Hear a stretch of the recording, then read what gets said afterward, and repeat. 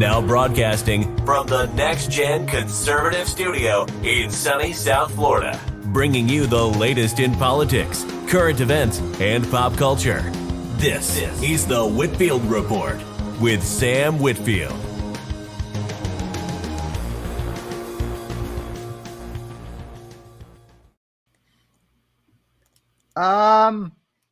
Welcome to the show, folks. And Shmooly just said that if he were my dad, he would name me Walker. Yeah, because you're so cool, like Walker, Texas Ranger, right? Yeah, I think it's fitting, right? That would be hugely ironic too. Oh, I didn't think about that. Why? But anyway, Why would it be ironic? well, you know, you're a Zoomer, so according to Nick Fuentes, all Zoomers are Ine bros or something like that. No. I get it. Ironic. It would be ironic because he doesn't know martial arts like Chuck Norris does. Yeah, but how the fuck would you know that when a child's born? You don't know if they're gonna know. You do know because you know for a fact they don't know, martial arts when they're born. Yeah, but you don't know if they will, and you've got to name them then. I was actually I actually had my name like before I was born, and my mom, being like a lit nerd, actually named me after Samuel Clemens, Nice. aka Mark Twain. Oh, that's cool. I'm named after Shmooly. Yeah, because you're a mensch. I was named after Nevada Smith. Nobody will get that reference. Yeah, that is. I haven't heard a reference that obscure since Dennis Miller did the black and white special in the 90s. So, what a great special that was. True. Yeah, it really was. Anyway, we were supposed to have a guest tonight, but Sean's on the road and Melon doesn't really work with phones that well. So way to be allegedly. Yeah, he's way to allegedly on the road. Way to be very modern, Melon. Yeah. He's so poor he doesn't even have Starlink. Well, he'd also needed like a computer. Yeah. While driving. So, we've had a lot of shit has happened this week actually. Everyone keeps asking me to cover the whole Dylan Mulvaney Bud Light thing because they're like, well, Sam, you drink Budweiser on the show. True, but usually it's Budweiser. It's not fucking Bud Light. Light beer is fucking gay. So is Budweiser. I'll admit that, but it's look, I get it, man. It's generally cheap. The quality of it, and it's fucking. You can find it at any goddamn convenience store or liquor store in the world. It makes sense. Yeah. Well, here's the thing about the Dylan Mulvaney thing. I think people don't know offhand is that those cans and stuff. It wasn't a retail campaign. It wasn't an ad campaign. I mean, it kind of is because they do that. Like they're trying to get PR. But basically, they just made those cans specifically and sent them to that person. It wasn't It wasn't going to go on retail shelves. But you know what? Vince McMahon is quoted as saying, "Perception is reality." So, yeah. Well, and here's the whole thing because I've never really addressed the whole trans thing on this show before, but like as kind of libertarian on this thing, as long as you're an adult, I think this is the case for most people.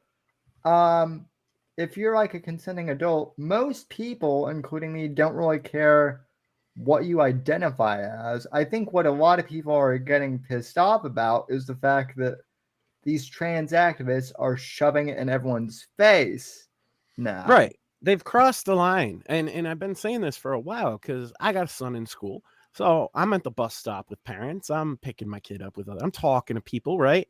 They talk about this. They don't talk about politics most of the time, except when it affects them. And what I hear here, and by the way, especially from minorities, not white people, is how much they don't want you to bring this shit to their children. Yeah. And what they might do if you did, and it's usually pretty Fed posty. Yeah, I got that. Well, all this shit with you know, we talked about last week the shooting that happened at that school, and since then, there are all these pundits on Twitter, mostly trolls, saying that they're afraid, that there's going to be a backlash and that straight people are going to start killing, trans people. Yeah, and I wonder where we've ever seen that before. It's not like they said that shortly after 9/11 about Muslims, right? You're right. Yeah, totally.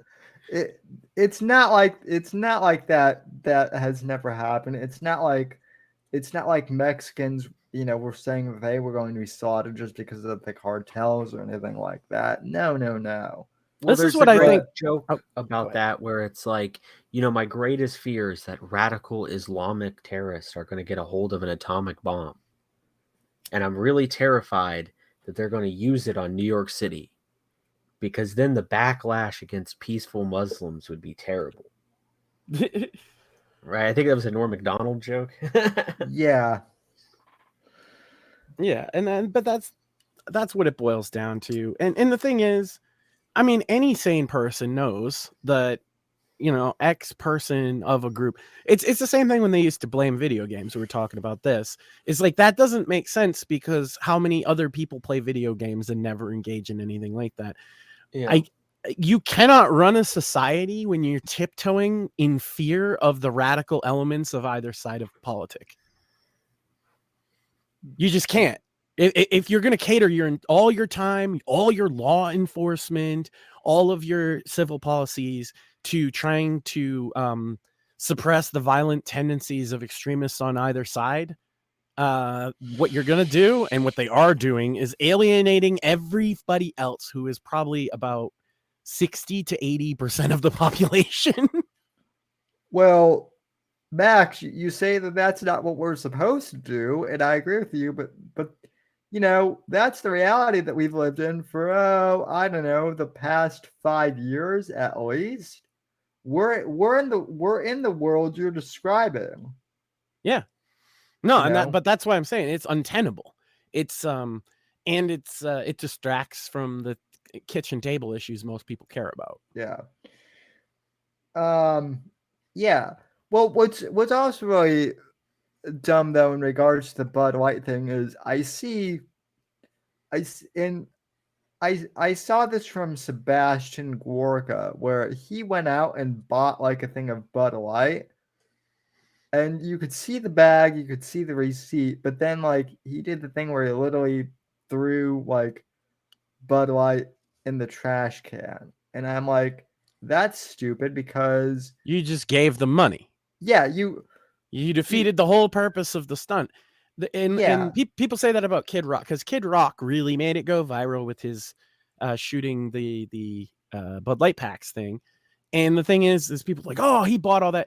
Here's the difference. Kid Rock, his tour was sponsored by Bud Light. They gave him all that fucking Bud Light. Yeah. So he shot it because they had given it to him for free out of part of their fucking agreement. He didn't go down to the local fucking Johnny Six Pack and buy a case of Bud Light to shoot it and fucking give them money, right? Yeah, although there is also that photo that's been popping around that's pretty funny of him like drinking a Budweiser with like a drag queen from like 15 years ago. Kid Rock, libertarian as fuck, always has been. Like, yeah, I talk about it like Kid Rock conservatism is like a strain. It's people like me that are kind of like with that kind of metal hip hop culture of that time frame, and it is very like I'll drink with anybody, right? But that same drag queen that he was having a beer with, I bet you if that drag queen did story time at his kid's school, he'd want to fucking rip their head off. Probably. And that's the that's the fucking nuance that these people don't get, sorry, is that most of us actually don't care that drag queens or even trannies exist. We don't care. What they want from us, though, is validation. And guess what? Sorry, you're not entitled to me giving you your validation. You're just not. A lot of people who are sort of awakening to this, their parents, they're not politically engaged people. And certainly they have not like studied, fucking queer theory or whatever, nearly to the degree that I have. There's things in there. I mean, when you go to the root of like critical race theory, you find a lot of thinkers who were against desegregation, right? They were for Black nationalism. They didn't want to integrate. And if you go into the queer theory stuff, which a lot of this kind of agitation and activism is based upon, they were very much against gay marriage. Yeah. And the reason why is that they were fearful that if gay people were to get married, that they would integrate themselves into straight culture and their otherness would be erased. Right. They can no longer be the perpetually aggrieved victim class that they seek. And we've seen that happen, right, partially at least, among American Jews, American Ashkenazi Jews specifically, who most Americans, when you run into a quote-unquote Jew in your day-to-day, you just see another white person, right? That's how most people look at it. They don't really think too much into it. They don't have all this obsession that the internet has. And because of that, they lost a little bit of that kind of perpetual victim status over time. Well, and I hypothesize, because basically my theory, I'll lay this out for the audience, is that they have sort of a coalition of people who are low status or disaffected for whatever reason in society. And they want them to band together, believe in their identities, thus preserving their otherness, and then agitate politically. Well, right? It's important to point out why that is because obviously Marx wrote about the class struggle, and it was supposed to be the working class, the proletariat. But that never happened in America and most of Europe.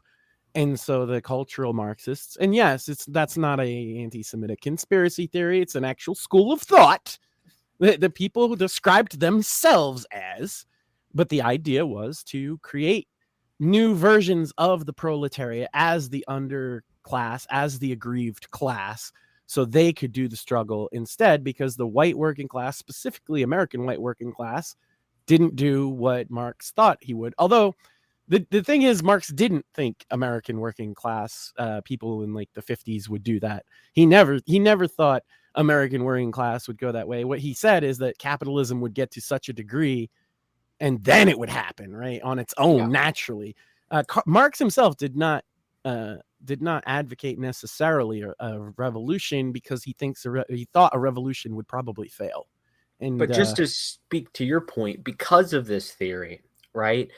Or hypothesis rather, I would say that if you look at the voting records for Trump, the first time and then the second time, you'll see an increase in the African American vote and an increase in the Hispanic vote.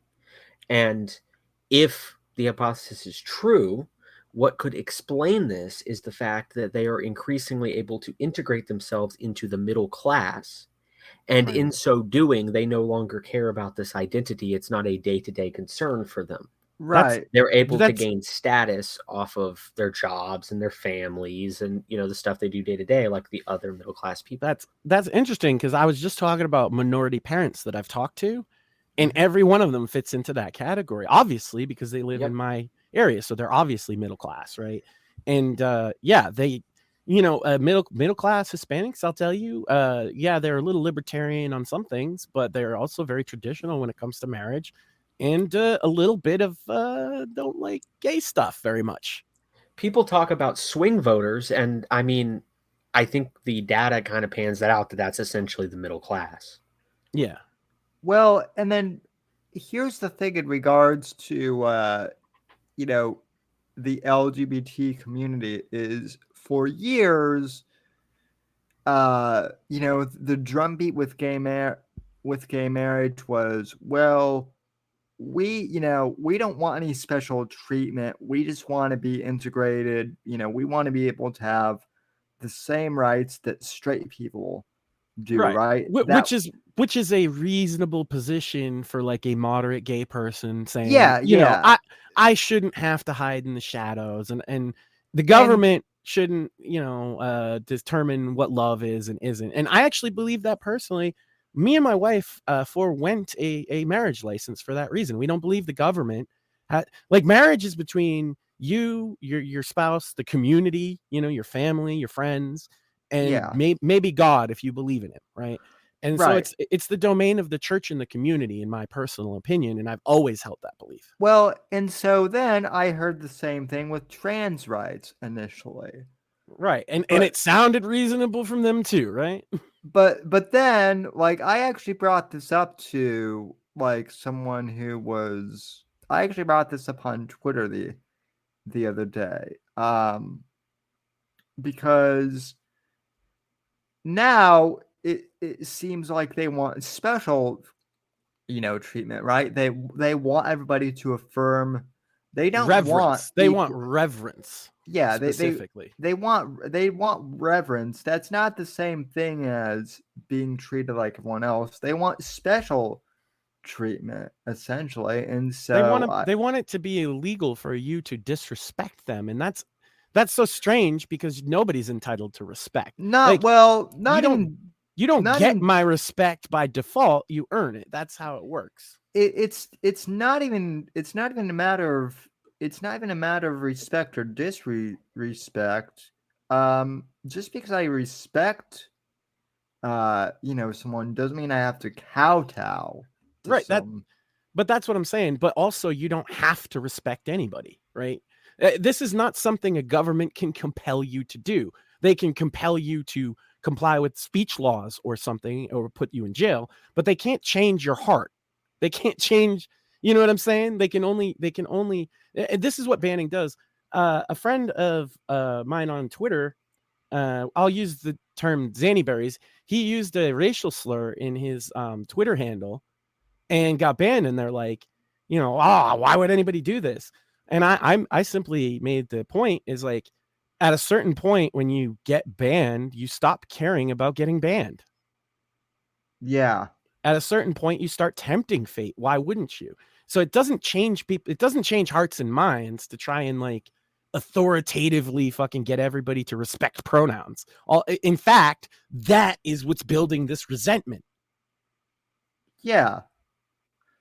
It's like you not only want us to like bow in public essentially and kiss the ring, but you want us to believe it too. And it's like, you can't do that.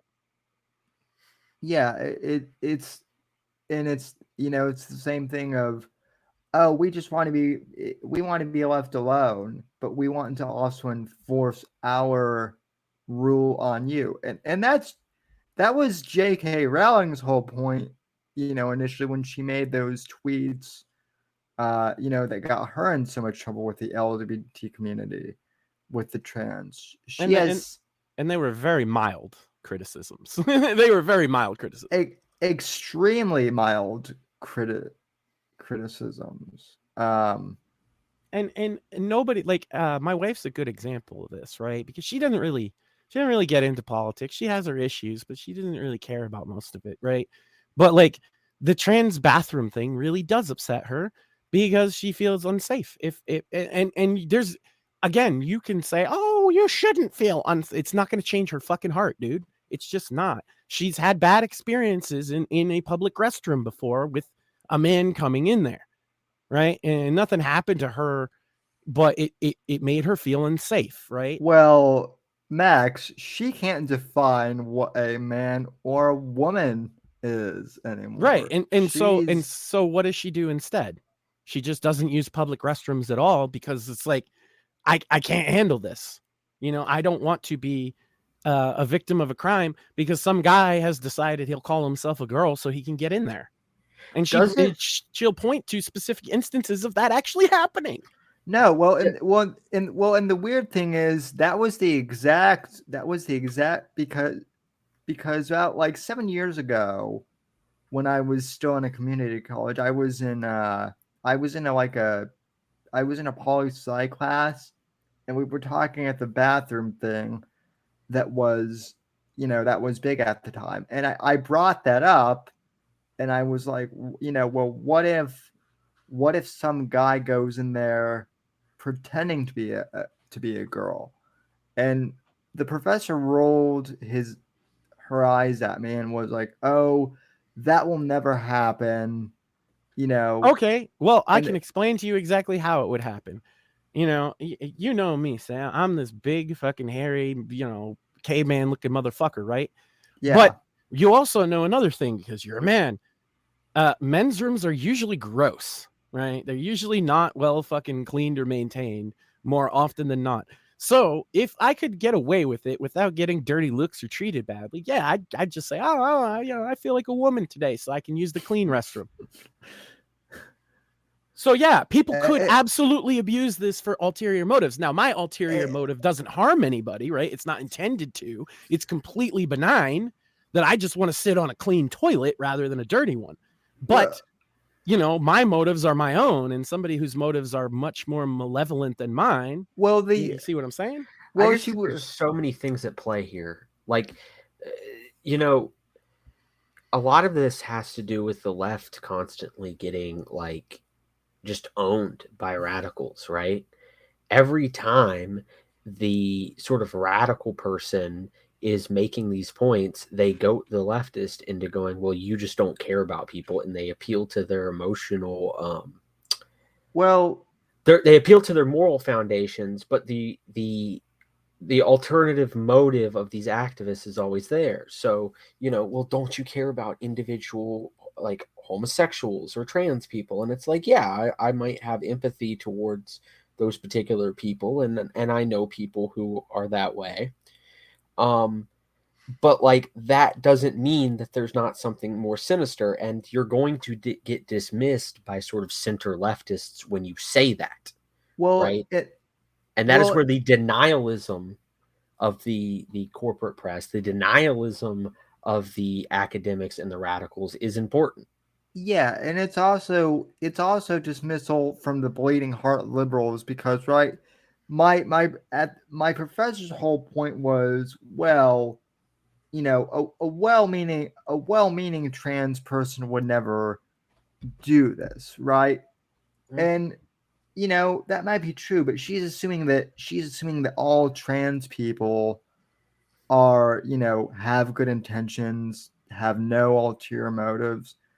And I'm not saying that, there aren't, good trans people with good motives, but if there are good trans people, there are also fucking assholes too, right? These people they know that. People are blind. As much as you feel disgust at things, Sam, when you see like fucked up shit, do you feel pretty disgusted? As much as that's the case, that's the level of intensity they feel harm versus care. Yeah. Yeah, and the thing is they know what you're saying. They know that there's a difference. They know there's a distinction, but the current thing is to just say there's not. So they're going to say there's not, especially the liberal left, the center left. Yeah. But I mean, what do we expect from people who are just willing to lie about incentives? They're willing to lie about basic economics. They're willing to lie about the rules of the universe, right?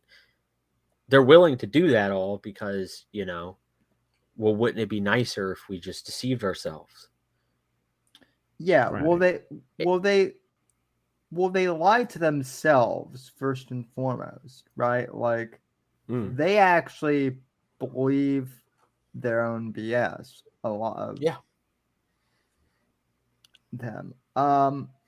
Bill Maher actually had a pretty good segment on the woke, on all of this woke stuff that I'm trying to find on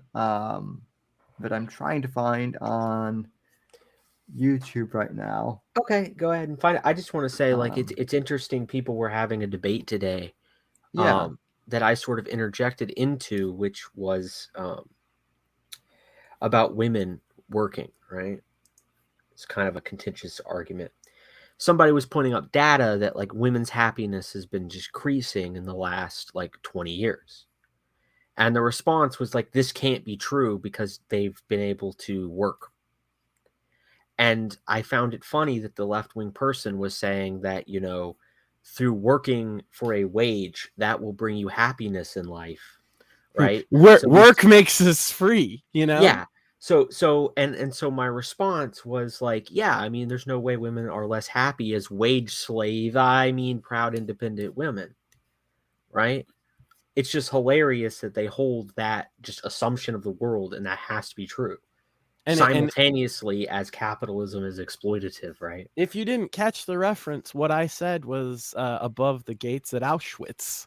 Work makes us free. Just in case you didn't get the reference, it's Well, very interesting that that's also the left wing's policy about women.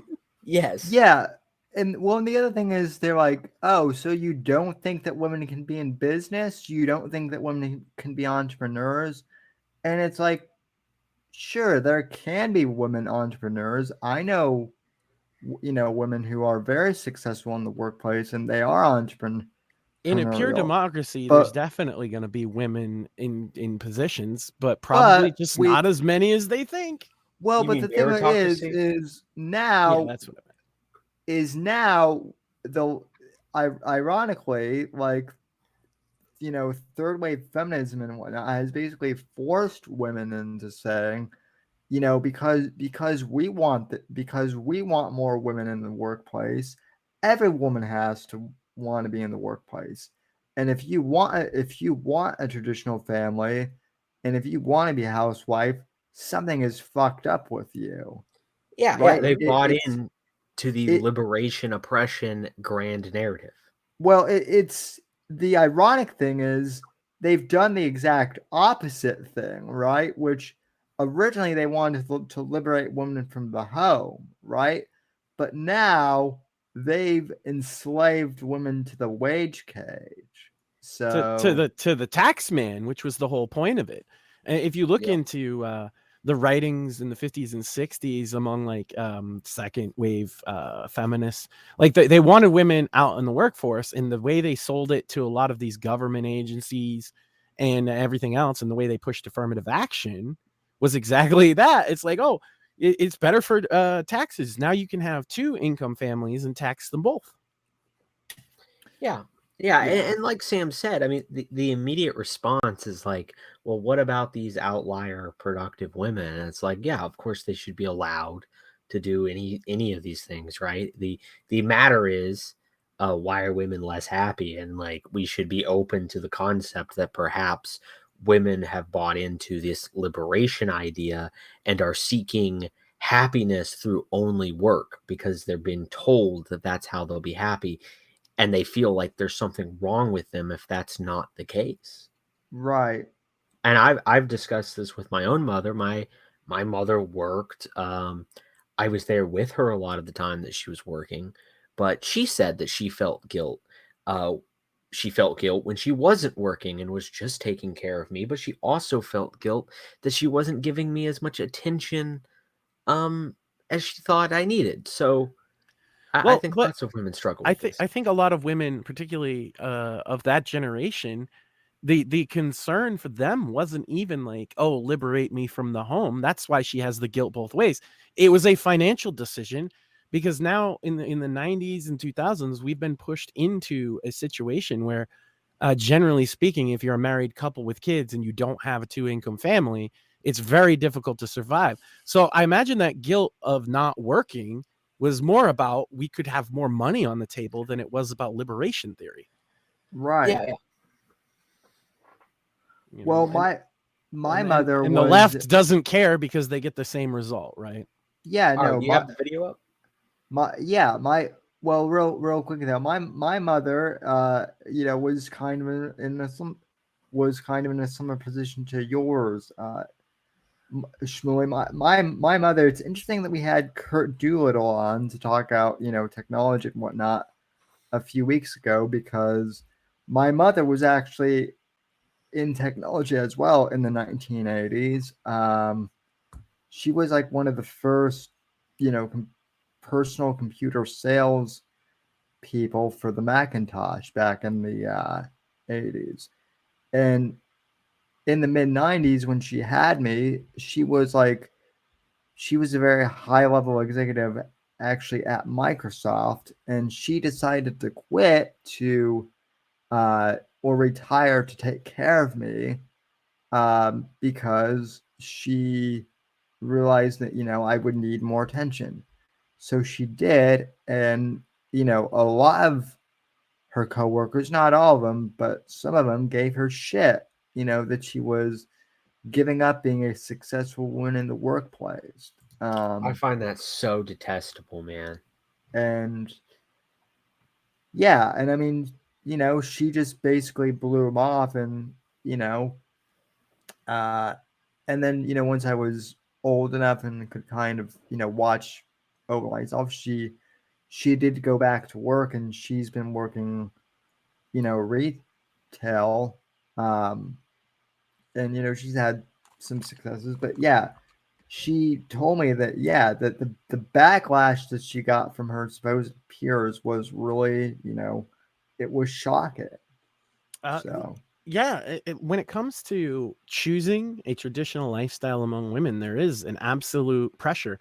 My wife experienced that my wife was never political until uh the moment where she was pregnant and she joined mommy groups on Facebook. It's all a bunch of right, mommy shit, whatever.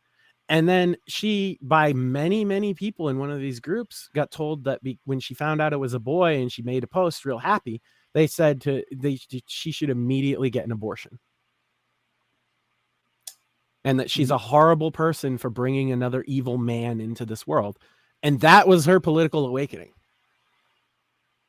oh my god, That's insane. that is Absolutely insane. Yeah, it's really common in those mommy groups, by the way. So if you got a girl, right, maybe, I don't know how much this applies to young guys, but if you got a girl and you get her pregnant, keep that bitch out of the fucking mommy groups, because they're full of this insanity and they try and get you in their little net.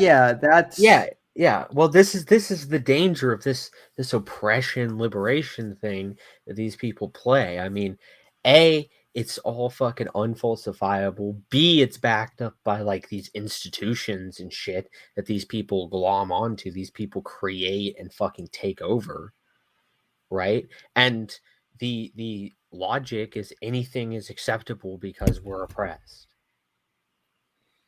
yeah. It speaks to something very primitive in the human mind, I think.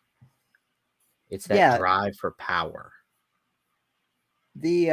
well, I mean, Mrs. Vickers on The Good, the Bad, and the Vicious, she's actually talked about how toxic the mom groups on Facebook are. Like, she's talked at that firsthand. So, um, yeah, it's sick. But Yeah. My wife's private, so she doesn't come out and talk about this stuff. But like that one is so like huge that I feel okay sharing it. Like these mommy groups on maybe it's not Facebook anymore. I don't know where the mommy groups would, maybe TikTok or whatever. But yeah, they're just full of this. They attack, right? And that is because it's women, and now you're low status because you're being attacked, and they're hoping that women will just conform to do the thing, right? It's really sinister, in my opinion. yeah, no, it is.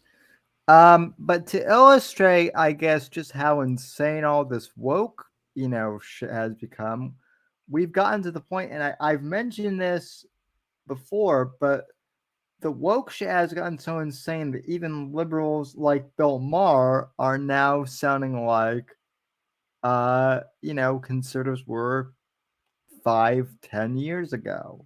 Um, anyone who has followed the long lore of my show knows that I used to fucking hate Bill Maher and criticize him pretty regularly on my show. And within the past year, I've actually come to like some of the stuff that he said, and people have wondered why. And so I thought rather than trying to explain it, I would show. I find that funny as a concept, right? Like, because usually it's like, oh, well, conservatives are just progressives from like 7 years ago. It's humorous for it to be the other way, right? Right, yeah. Conceptually. It's the reversal. Yeah. So anyway, let's play this. This is from Mars' New Rules segment. New Rule, a rogue revolution. This is from about a month ago, but I think it's pretty good. So, yeah. And finally, new rule, if you're part of today's woke revolution, you need to study the part of revolutions where they spin out of control because the revolutionaries get so drunk on their own purifying elixir, they imagine they can reinvent the very nature of human beings. True. Communists thought selfishness could be cast out of human nature. Russian revolutionaries spoke of the new Soviet man who wasn't motivated by self-interest, but instead wanted to be part of a collective. No, it turns out he wanted to be on a yacht in a Gucci tracksuit holding a vodka and a prostitute. Also true. Not standing in line all day for a potato. The problem with communism and with some very recent ideologies here at home is that they think you can change reality by screaming at it, that you can bend human nature by holding your breath. But that's the difference between reality and your mommy. Lincoln once said that you can repeal all past history, but you still cannot repeal human nature. But he's canceled now, so fuck him.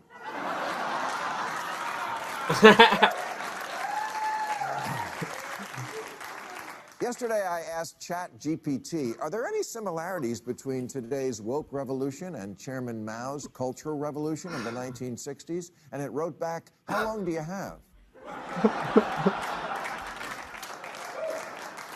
Because, again, in China, we saw how a revolutionary thought he could do a page-one rewrite of Humans. Mao ordered his citizens to throw off the four olds.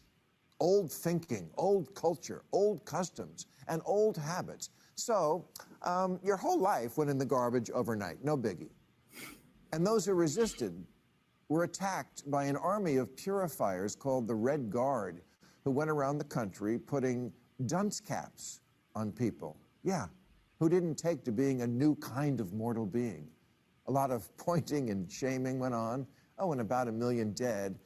And the only way to survive was to plead insanity for the crime of being insufficiently radical, then apologize and thank the state for the chance to see what a piece of shit you are. And of course, submit to re-education, or as we call it here in America, freshman orientation.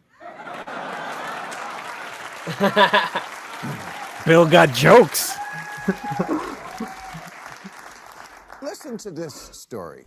There's a law professor at the University of Illinois, Chicago, named Jason Kilborn, whose crime was that on one of his exams, he used a hypothetical case where a black female worker sued her employer for race and gender discrimination, alleging that managers had called her 2 slur words, the type of real-world case these students might one day confront. And knowing the extreme sensitivity of today's students, he didn't write the 2 taboo words on the test, just the first letter of each.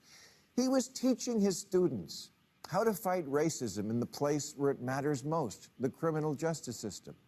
But because he merely alluded to those words, again, in the service of a good cause, he was banned from campus, placed on indefinite leave, and made to wear the dunce cap. No, not really the dunce cap part, but our American version of that. 8 weeks of sensitivity training, weekly 90-minute sessions with a diversity trainer, and having to write 5 self-reflection papers.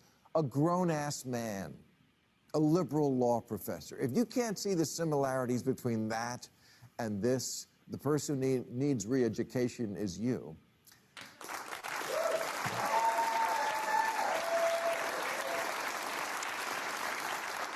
Yes, we do have our own Red Guard here, but they do their rampaging on Twitter.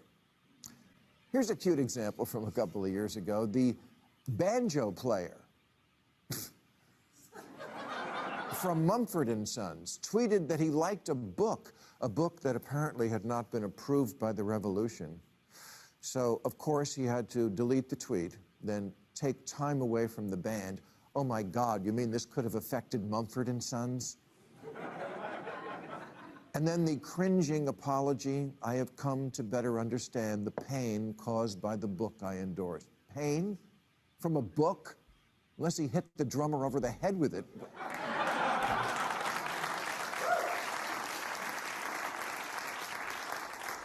What happened to I can read whatever the fuck I want? Big true. Don't worry, I'm a musician. It won't happen again.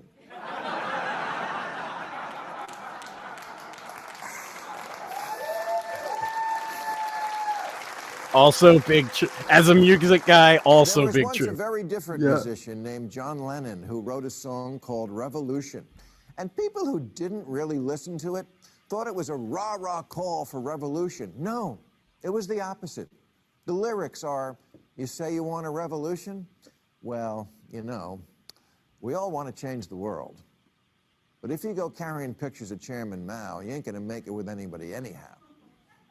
There's a guy who understood how good intentions can turn into the insane arrogance of thinking your revolution is so fucking awesome and your generation is so mind-bendingly improved that you have bequeathed the world with a new kind of human.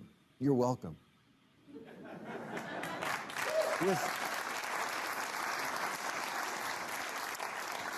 With communists, that human was no longer selfish. In America today, that human is no longer born male or female. And obesity is not something that affects health. You can be healthy at any size. Really, we voted on it. A formerly serious magazine last year published with a straight face an article called Separating Sports by Sex Doesn't Make Sense. Yes, it does. Because again, we haven't reinvented Homo sapiens since Crystal Pepsi came out.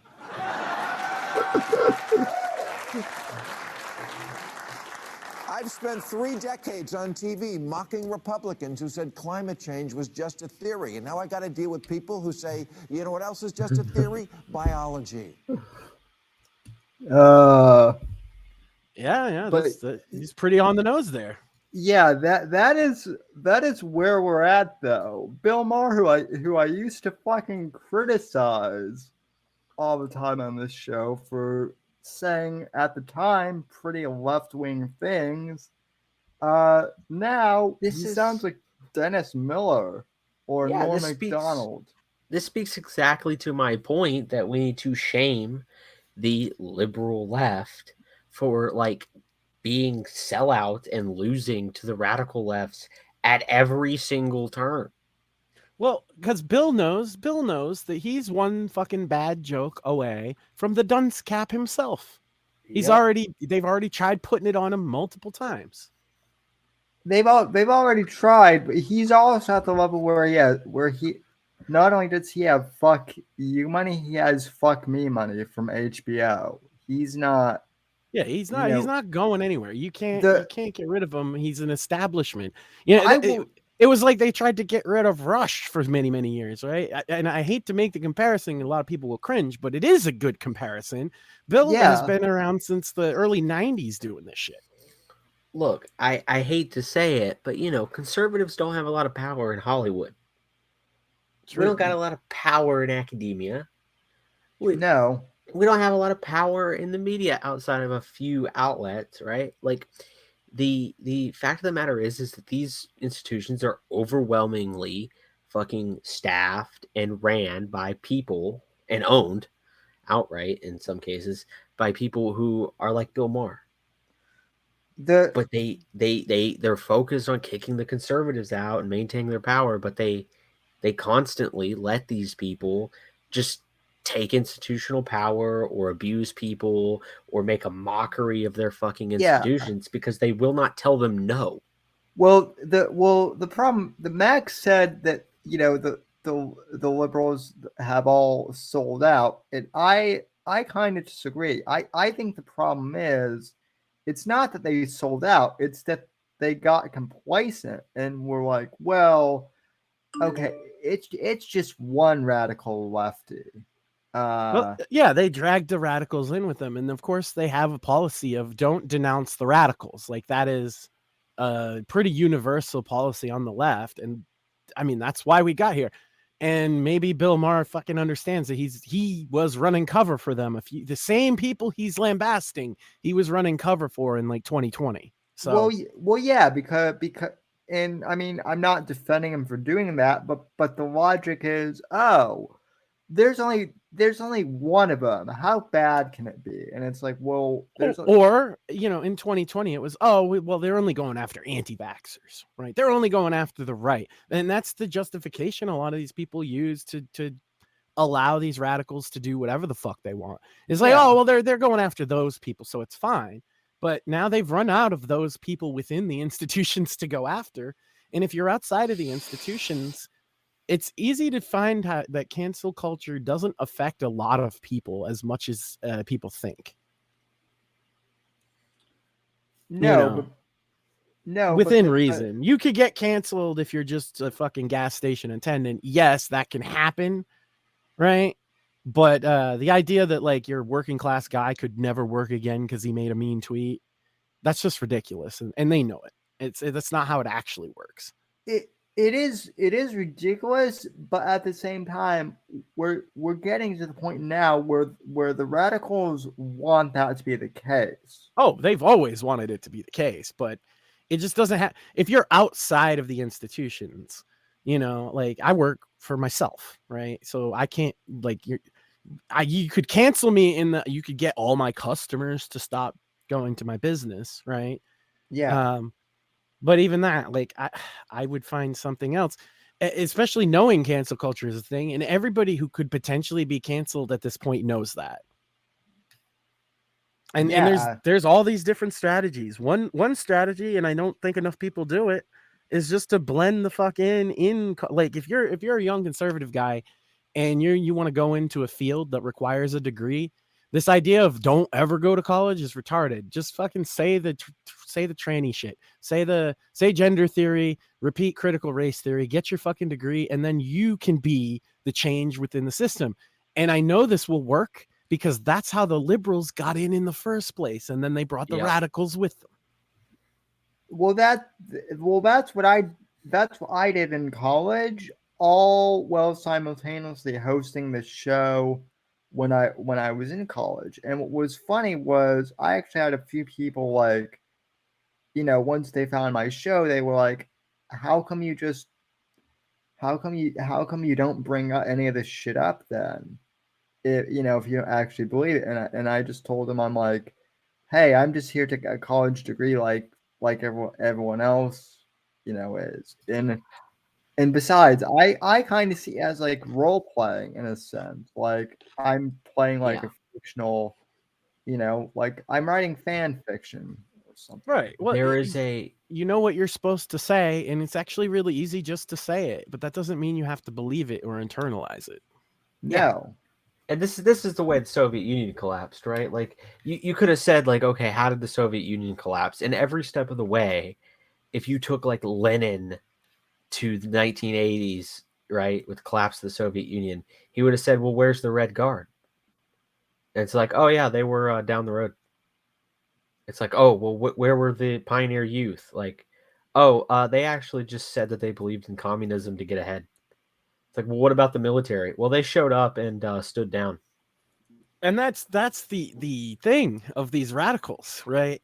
They know that they can be radical in the current culture, and as soon as that's not possible anymore, they will immediately go back to blending in. Yep.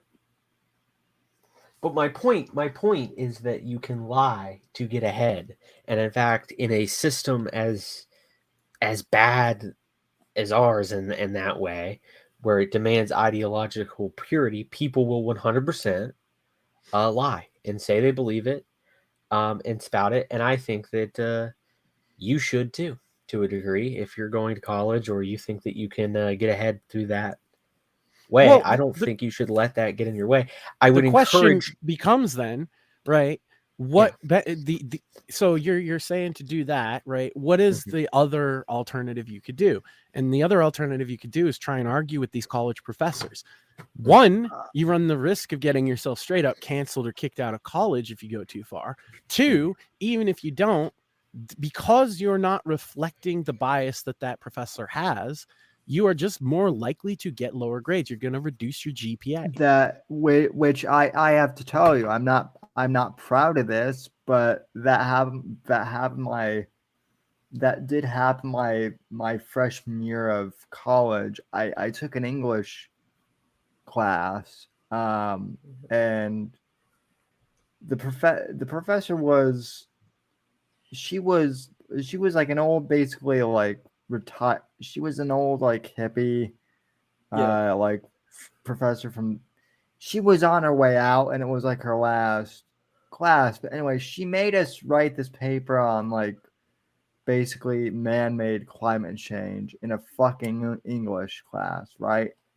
And so I was like, well, I'm going to do this research, and I'm going to prove the opposite. And to be fair, I thought I wrote a pretty good paper, but it didn't matter because she, it's not the paper she was asking you for.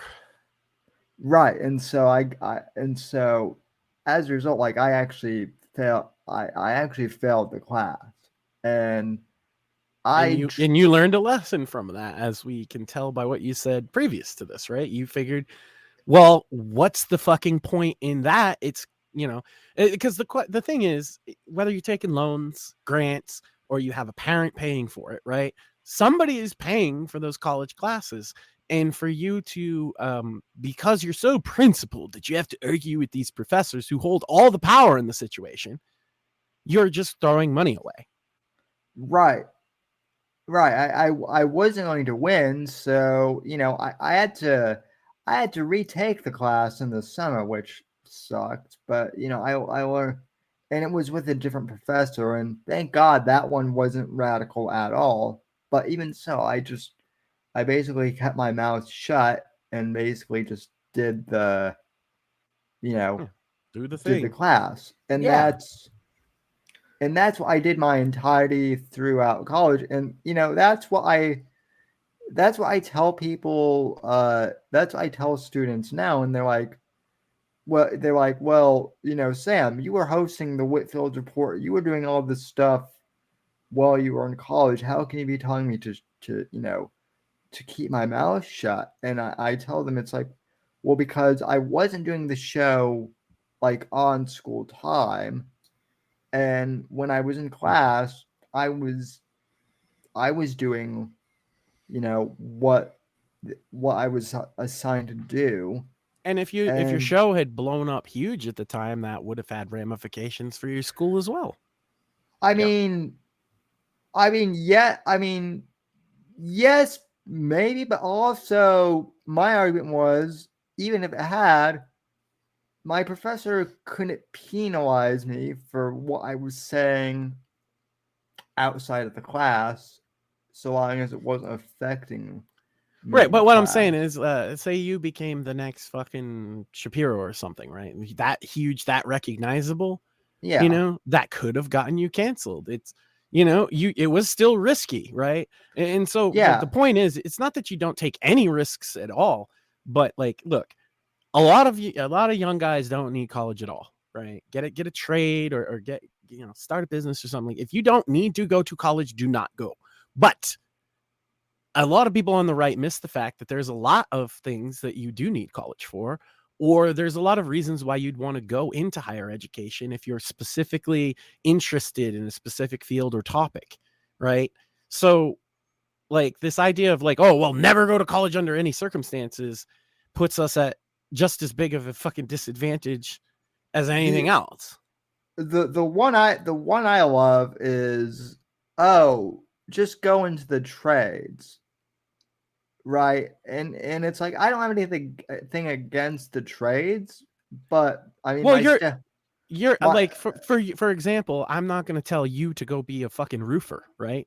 Right, but that's the thing is people literally have like online, without knowing me, have been like, well, why didn't you go to trade school? You should have done that. And it's like, because I literally, and by the way, my stepdad, like I said, is a carpenter, so I have nothing. Because division of labor. That's why. Yeah, and also like even like a lot of there are able-bodied people that should not go to trade school because they're just not good at it or they're not committed to it. A lot of young guys should, and that's why I put that out there as an alternative, because a lot of young guys are hands-on learners and they like to work with their hands. And if that's you, there's probably very little in a college setting for you. Oh, right? absolutely. But what I'm Unless saying you want to go is- into like engineering or some higher tier STEM field like that.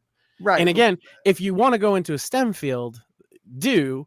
But what I'm saying is don't single yourself out. If you want that degree, right? Don't single yourself out. Don't make yourself a target. But I agree. What I'm saying though is it seems like a lot of kids now have this binary like thought process where it's either or college or trade school. And I'm saying, and I think you're saying, there's more than one. There's more than two options. So right, yeah. I mean, currently, like, you're a college graduate. I never fucking stepped foot on a college campus in my life. That's not true. My mom was in college when I was a baby, so I have been to college. But the point being is, I don't have any type of degree. Never sought to get one, and you don't need one. But No. if you do need one, like if you're a fucking science guy and you're really autistic about science, you might want to go into a STEM field. You might want to go to MIT. You might want to go to some of these fucking schools. And if you go there and you start arguing with the professors about politics, there's no upside for you. No, absolutely none. How we change those institutions is get people in them, and you don't get people in them by challenging the fucking establishment every chance. What that gets you is labeled a fucking dissident and a troublemaker, and we don't want any part of you. Yeah.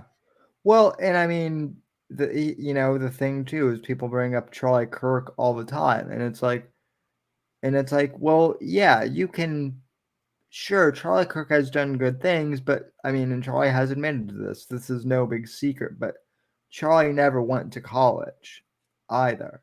So, like that's another thing too. How do you... If I had gone for the IT degree that everybody in my generation was told, every male was told to get, and that's why there's so many people with IT degrees working at like Starbucks now. But if I'd have done that, most of the people I know, my peers, I would say, who did go and get an IT degree in the early 2000s, I'm not even shitting you. They work at Best Buy Geek Squad and they make only slightly more than minimum wage, and they're pushing 40.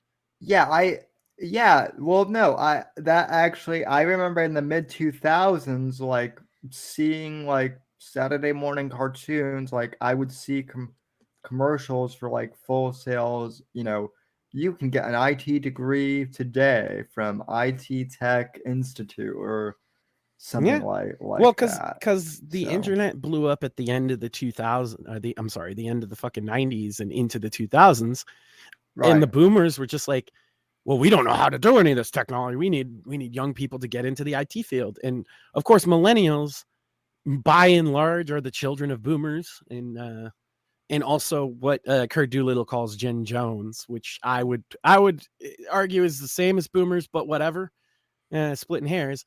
Those are our parents, and they were telling us get into IT because there's going to be a need for all these IT people. But because they funneled everybody into IT, there's so many men in my age group with IT degrees that are just fucking useless. And I don't have an IT degree, and I'm eligible for all the same jobs as them because I actually have experience in the same field.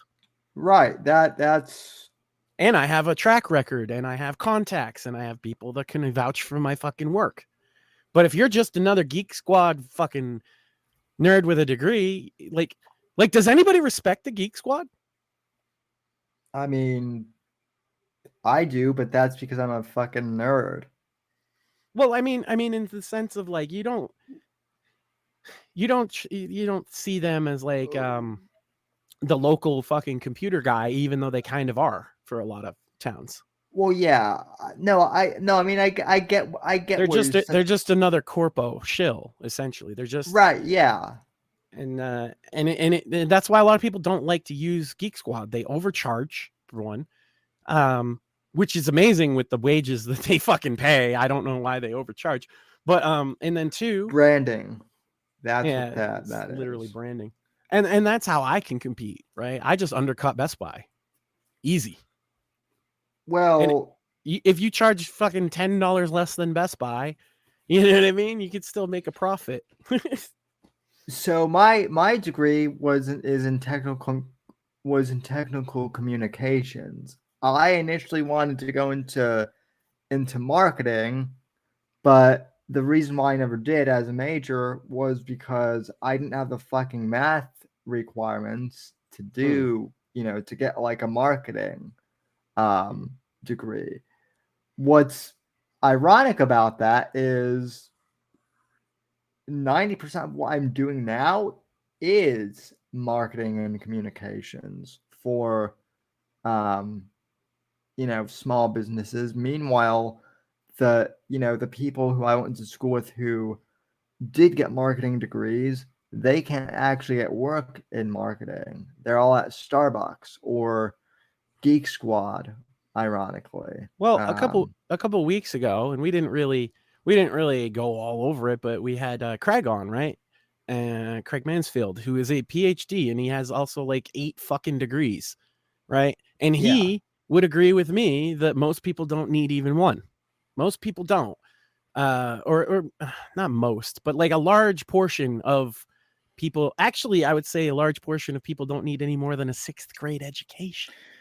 Well, Max, can I ask you this? And I'll ask Shmuley this too. Shmuley, I know the answer will probably be the same as me. But when I was a freshman in high school, I got the whole lecture, basically my first week, freshman orientation of high school, of you need to start thinking of what you want to major in right now when you go to apply for colleges. And if you don't apply to go to college, then your wages are going to be lower. You're not going to make enough money. You're basically going to be dirt poor. They made it seem like if we didn't go to college, that we were basically going to like die in a ditch at 30. And I didn't get maybe as much as you on that tip simply because I was a troublemaker. But like the thing is they would use that kind of guilting on me. Like, oh, well, if you keep getting suspended, you're not going to go to college and then you're going to da-da-da-da-da-da. Right, yeah, no, it was the same thing. And I didn't necessarily buy it, but I'm at a point now I make more money than most of the people I graduated with.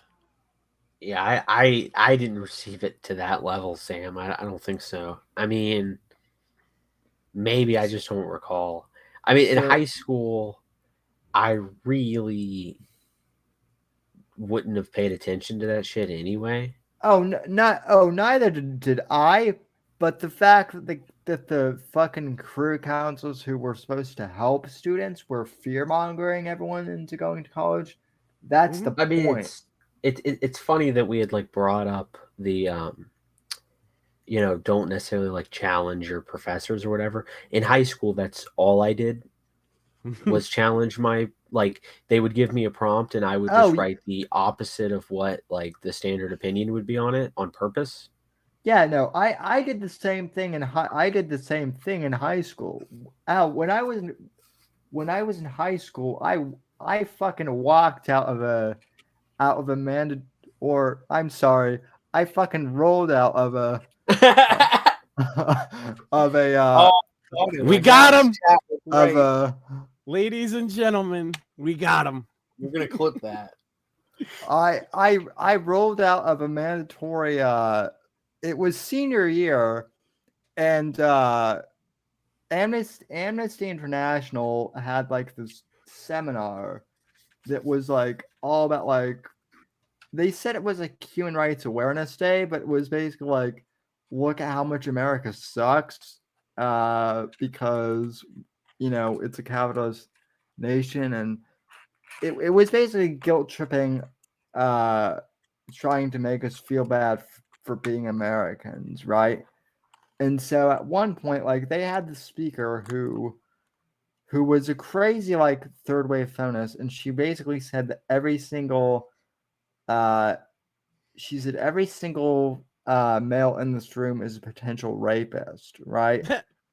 And so I w- and so I initially thought of causing a scene, but then I'm like, nah, fuck it.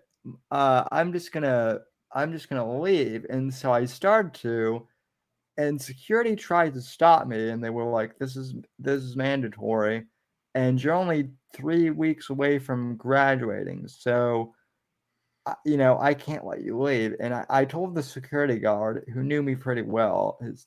His name was Mike. I said, Mike, you know me, and you know that this bullshit. You also know that my mom is the precinct leader for the Republican Party in our community. So, do you really want to be the one to tell her that uh her son's not graduating because uh Because he you didn't know want to get ranted at by a feminist calling him a rapist. yeah. Yeah. And so he basically said, oh, okay, go ahead, I'll cover for you, just don't tell anyone. So basically I basically like locked. So instead of causing a scene, which is what I was going to do, I basically uh fucked off, took my iPad into the student newspaper uh building, and barricaded myself for the rest of the day and read comic books. It was fucking great. I played hooky without actually playing hooky in school. So, but Yeah.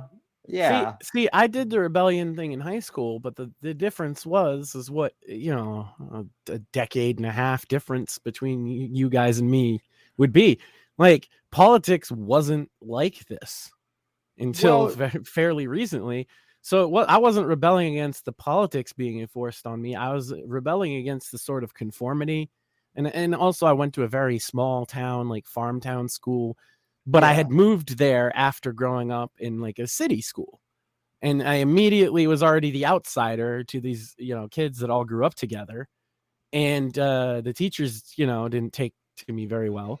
And so like when I say I got suspended a lot, I got suspended for defiance, I think 60 times. Just defiance. Based. Yeah, and that resulted in not just like I say 65 suspensions, but they weren't 1-day suspensions. I literally came so close to not having enough attended days to graduate. I graduated with a D- average and the bare minimum number of fucking days. And when we went to graduation practice, my fucking principal was like, "Hey, you owe me fucking 100 detentions." And so I served out like detentions all day when I was already out of school. So for me, like the answer of like how was I in high school is a little How? different. Wait. How the fuck did that work? Like you were already graduated and like Well, I did the graduation practice, but if I wanted to walk across the stage, which by the way, I didn't want to walk across the stage, I was forced to by my family. I really hated the system. I really, really despised the school system at that point. yeah. And so I didn't want to, but if I didn't walk across and get my diploma, my parents were gonna like murder me. So I Yeah, served well, detentions after I had finished school. oh, yeah. And I served them in the in-school suspension room or whatever the fuck it was. So I just sat there all day and I played Grand Theft Auto 2 on the computer. Based. Yeah. I'm not a good example as to what to do in high school, is what I'm saying. No, I'm a great person to say that that trying to fight the system head on to no benefit for yourself is a bad idea. Why can I say that? Because I did. Well, no, in my high school dean, who was actually a big Rush Limbaugh fan, actually took me aside and was like, "Look, I get it, I agree with you, but like you can't be acting up. Like, you can't be just like starting, arguments just be edgy." Yeah, the guy that was in charge of me, we didn't call it a dean, and it's just a vice principal or whatever. He retired because of me. He told me so, and also had a heart attack and died shortly after.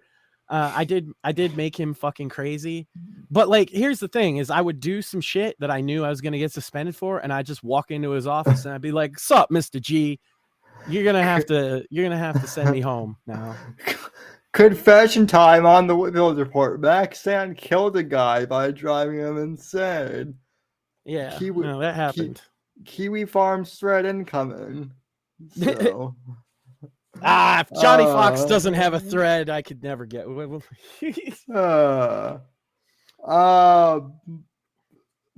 speaking of, you told me you had something from a friend, and also insight into, you're bringing back Cringe Coffee House for another masterpiece. So, I do have that, but yeah, first and foremost, this is a thread from a good friend Dick Molesterson on Twitter @Dick Molesterson. If you don't get the reference, it's a reference to Dick Masterson, but Dick Molesterson's way better. He's way funnier. He makes some of the funniest posts I've ever seen. And this is a day in the life of David Hogg, a thread, 1 of 8. Can you share this on screen, or do I need to? I will link you because it's probably easier for you to share. I'll just put it in the Gilded chat here. Because it's nice to be able to follow along with stuff. Yeah, chat. And just if I can drop a link in the Rumble chat, I'm going to. If it doesn't let me, I'm sorry, chat.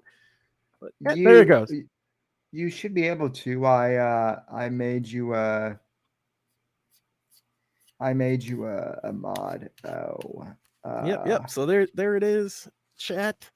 That is the thread. Help share. So this is a day in the life of our good friend and school shooting survivor and Mr. March for Our Lives himself, David Hogg, Mr. Harvard graduate, all that.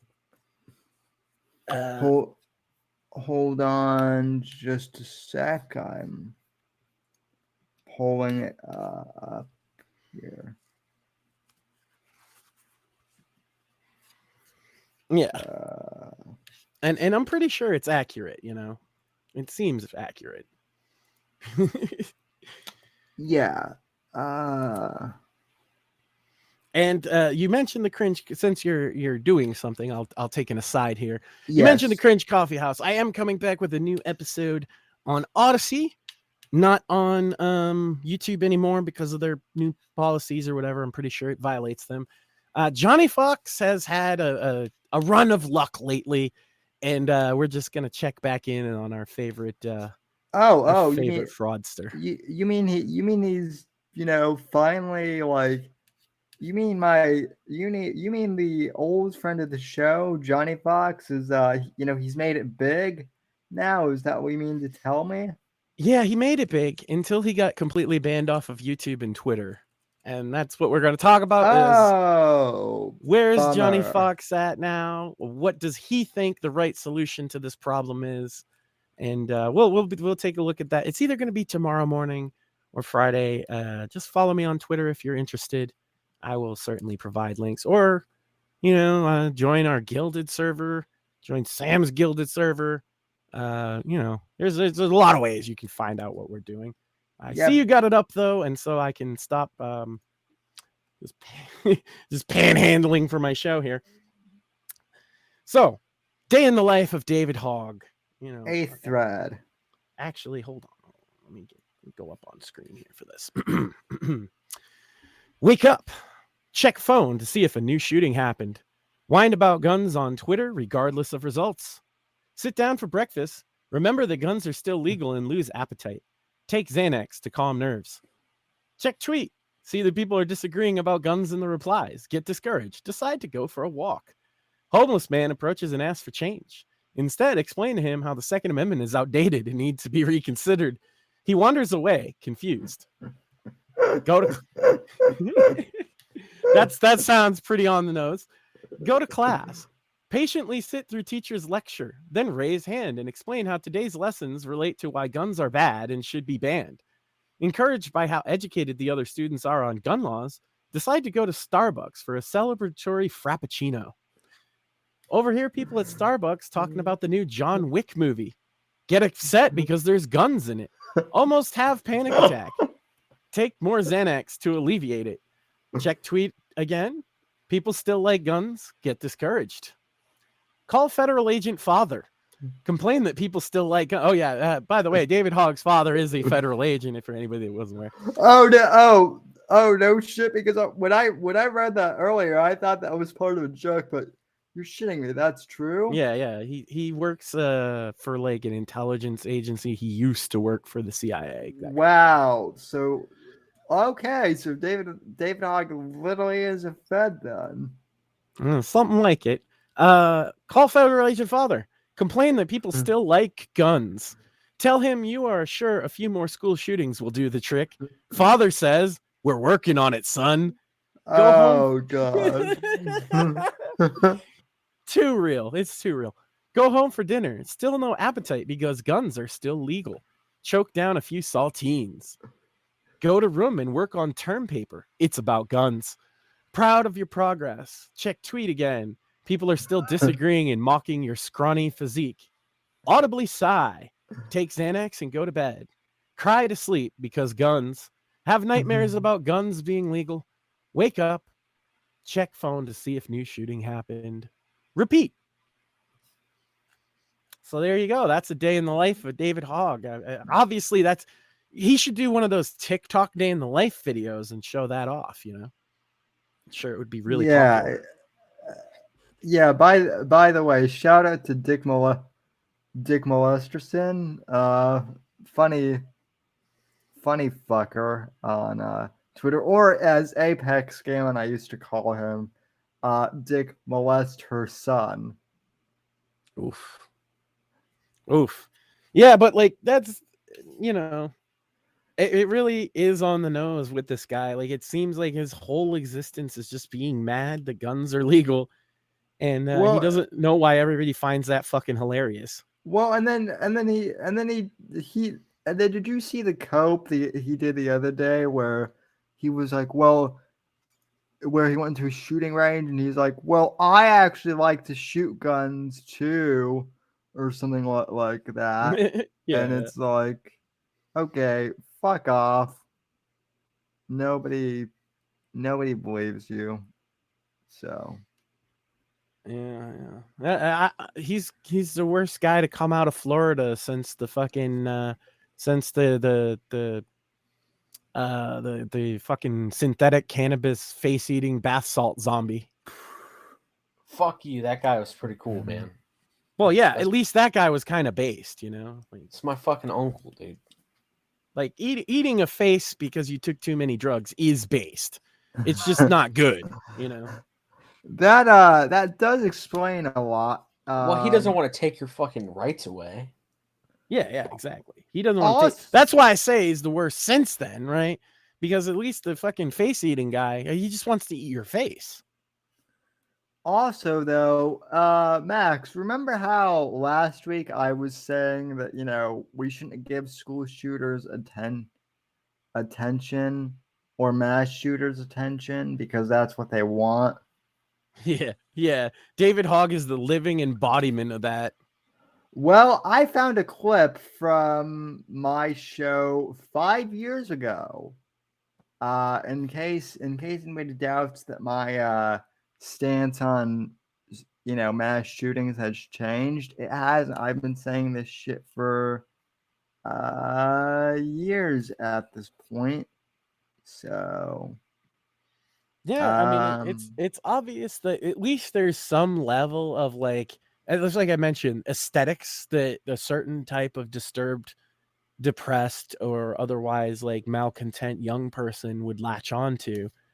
Columbine being the best example, because those aesthetics are still popular with those kind of people. It's yeah.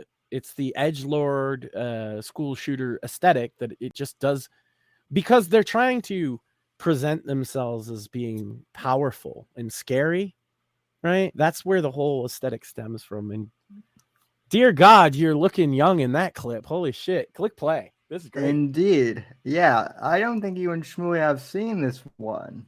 So because I was thinking about something else today. I wish.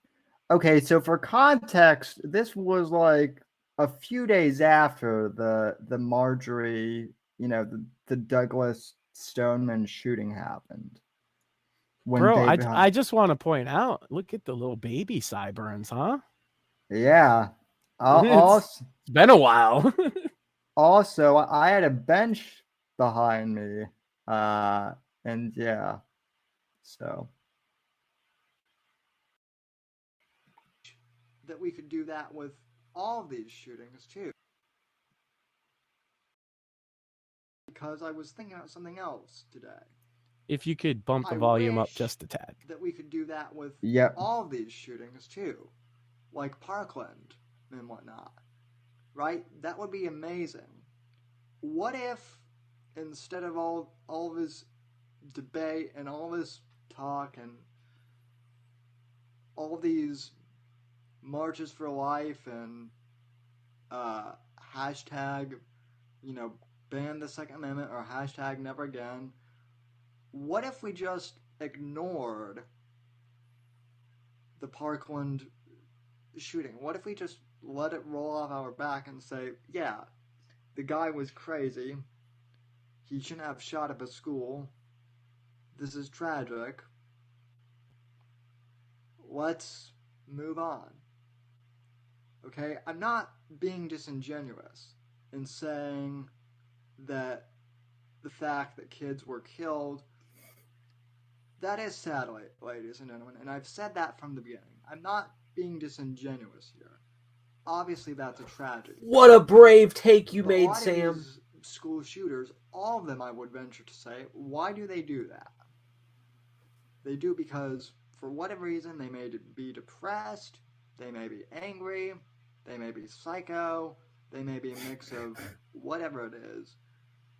But in the end, they probably think, well, if I can't accomplish X, or if I'm not happy because of, if I'm not getting noticed because of XYZ or whatever the factor, I'm going to go and shoot up a school or whatever. And then I'll get recognition then. People know my name then. So they do that, and then a lot of the time, the vast majority of the time, the media does exactly what they want them to. The event gets publicized and turned into this great big huge smorgasbord, I guess is the best way of putting it. I was trying to search for a word there. Yes, Stephanie, you're right. It's absolutely a me culture in the extreme, right? That's what a lot of these shooters want, and the media gives it to them. It gets even worse because then we also have people like David Hogg. I hate to bring him up again. I said I wasn't going to bring him up, and yeah, I did it. But we get people who become public figures after And this was when David Hogg was still like the new kid on the block, so to speak.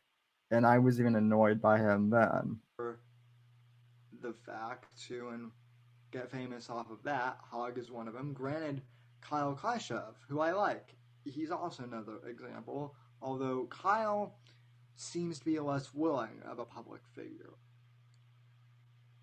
But if we just acknowledged that these shootings were horrible and then just kind of moved on and starved the shooter of the attention that they want, then I think we would be a lot better. And yeah, that's basically been my opinion on, mass shootings for the past decade. God, whoever that guy is, I hope he doesn't copy claim us. Well, that guy, that guy's show isn't on YouTube anymore. So, yeah. Oh, it's really wise takes like that, I would imagine, Yeah. But yeah, I think what we're saying, if we want to sum it up succinctly, is David Hogg is part of the problem, and fuck him. Yeah, big time. And also that clip there, I love. So Damio, who's been he's been I believe the proper term is the Spurgic Samurai. Go on. Yeah, the Spurgic Samurai, when he made his mockumentary about me, he took that clip and he cut off the part where I said that the shooting was tragic, and he made it look like I was endorsing that like the shooting actually happened. And of course, but he did such a bad job editing it that like people knew immediately what I was talking about. So, but yeah, I mean, that's the funny thing is we've done that exact bit to people before. Just shout out to our friend the Spurgic Samurai. You're not original at all, but we've done shit like that. Particularly the R-rated conservative. We got him. He said some really like wild shit, and we spliced in a word that made it sound like he called black people uppity. But he thought when he played it back, he plays it back with this confident face, and he's like, "You see what I mean? They edited it in there." But if you listen to the rest of what he said without the edit, he's literally saying black people deserved slavery.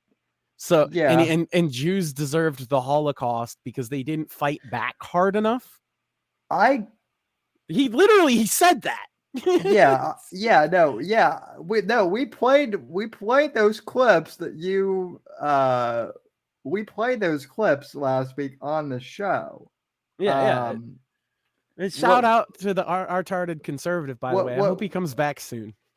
No, what's funny about the R-tarded conservative is like I said, I'm honestly surprised that I never ran into you and Shmuley earlier, because when I used to listen to his show, at first I thought he was like an okay guy, but once I realized that he was a Q-tard, I actually called in to question him, and I wish I had the audio, because just by me questioning his QAnon conspiracy theories, not only was I not an idiot, but I also must have been a CIA plant, because I was right. questioning right his precious. He's deep in that shit, but he's also not very smart.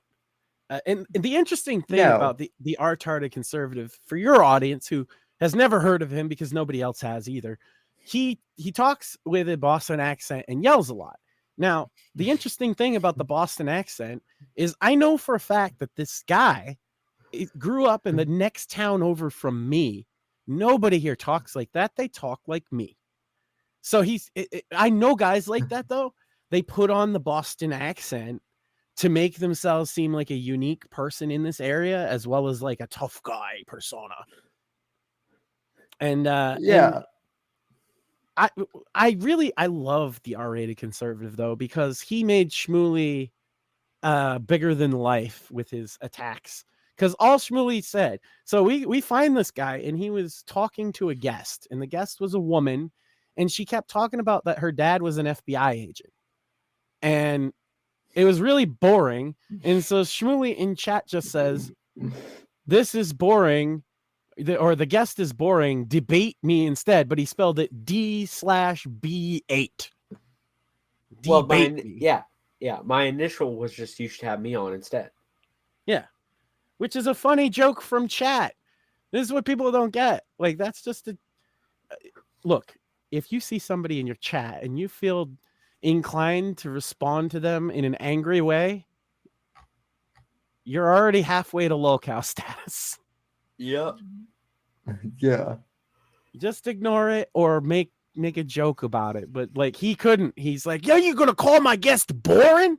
Nah, fair. That's not how we do it over here. You disrespected my guest. How dare you? You guys is banned." And we just like dying laughing. You can And disrespect me, dude. Yeah, But you can't disrespect my guest.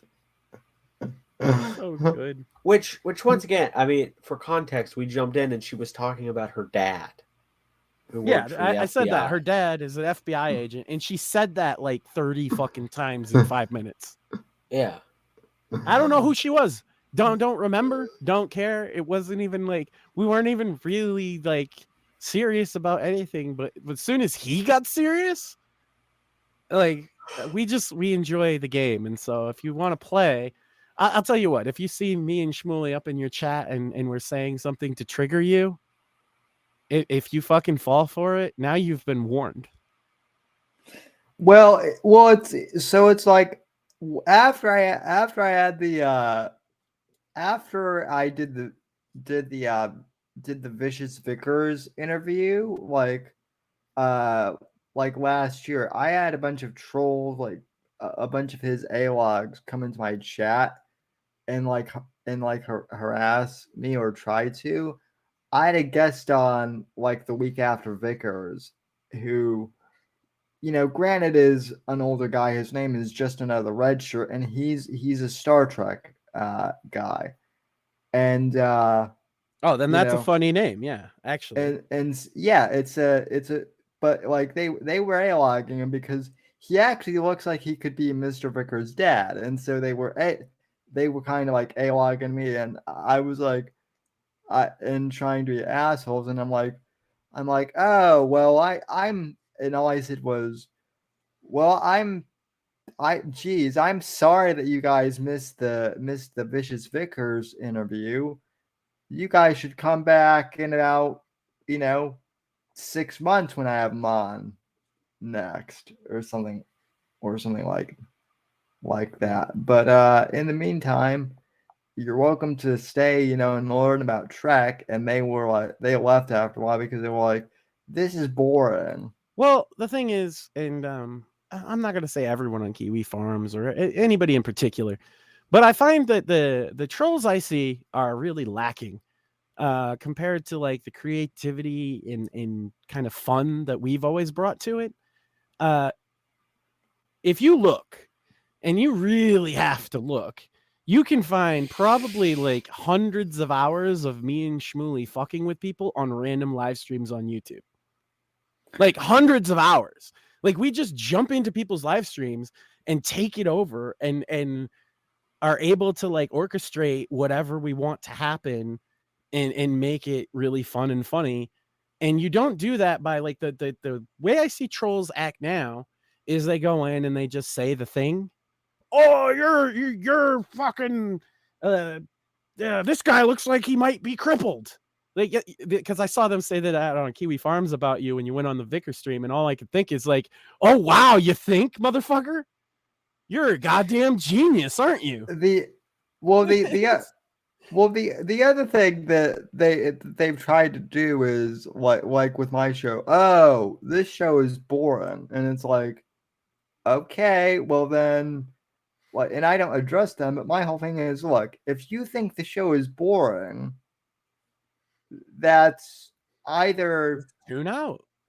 either tell me what I could do, to make it less boring, like give me an actual like critique, or tune out. No one's forcing you to be here, but like if you're just gonna spam that the show is boring, well then, like you can spam all day, but I'm not gonna like just stop my show Pro because tip. We're enjoying ourselves, so it doesn't matter if you find it boring. yeah. See, because like this is why we latched on to Sam immediately and became friends and fucking wanted to help him out, because much like us, he's not trying to shill and turn this into like a fucking cottage industry. If it happens, if he can make money off it, he's not opposed to it, and I'm the same way. But we're in it for different reasons. We're in it because we enjoy broadcasting. Yeah, I mean, And so you saying it's boring isn't actually going to fucking change anything. And if you don't make a criticism that we could act upon, but that's the thing. If you remember the first night I came on your show as a producer, chat was telling me that they had problems with the show. The fun part is that I was able to say, well, look, there's problems in the last couple of months because of personal stuff that's been going on and a change in cast, so to speak, right? But yeah, what are we going to focus on? And I told them, I said, we're going to have interesting guests and have interesting conversations like the one we're having, because that was during the Craig show. So it's like this one we're having now, we're going to do more of this. And he was like, oh, yeah, that's exactly what I was saying, actually. yeah. So if you have constructive criticism for us, by all means, but don't expect us to fucking act on it necessarily. Right. Yeah, well, I mean, the other thing too is like, even though we are doing like live streams, this is basically just like a live podcast, and like a lot of podcasts, I used to do this show just sitting in a room by myself talking to a computer and then uploading it to the internet, and reading the comments afterwards that way. And as I've been digging into your older stuff, it turns out that you've had periods where you get lots of viewers and you have periods where there's not so many, and you're pretty consistent throughout it all. Yeah, well, and that's the other thing too, in regards to the whole, like, one thing I've noticed about Johnny Fox, and I can cover this on like Cringing Over Coffee, but the thing that I've noticed about Johnny Fox is that like he's always trying to do what he thinks will make him big, right? As opposed to just,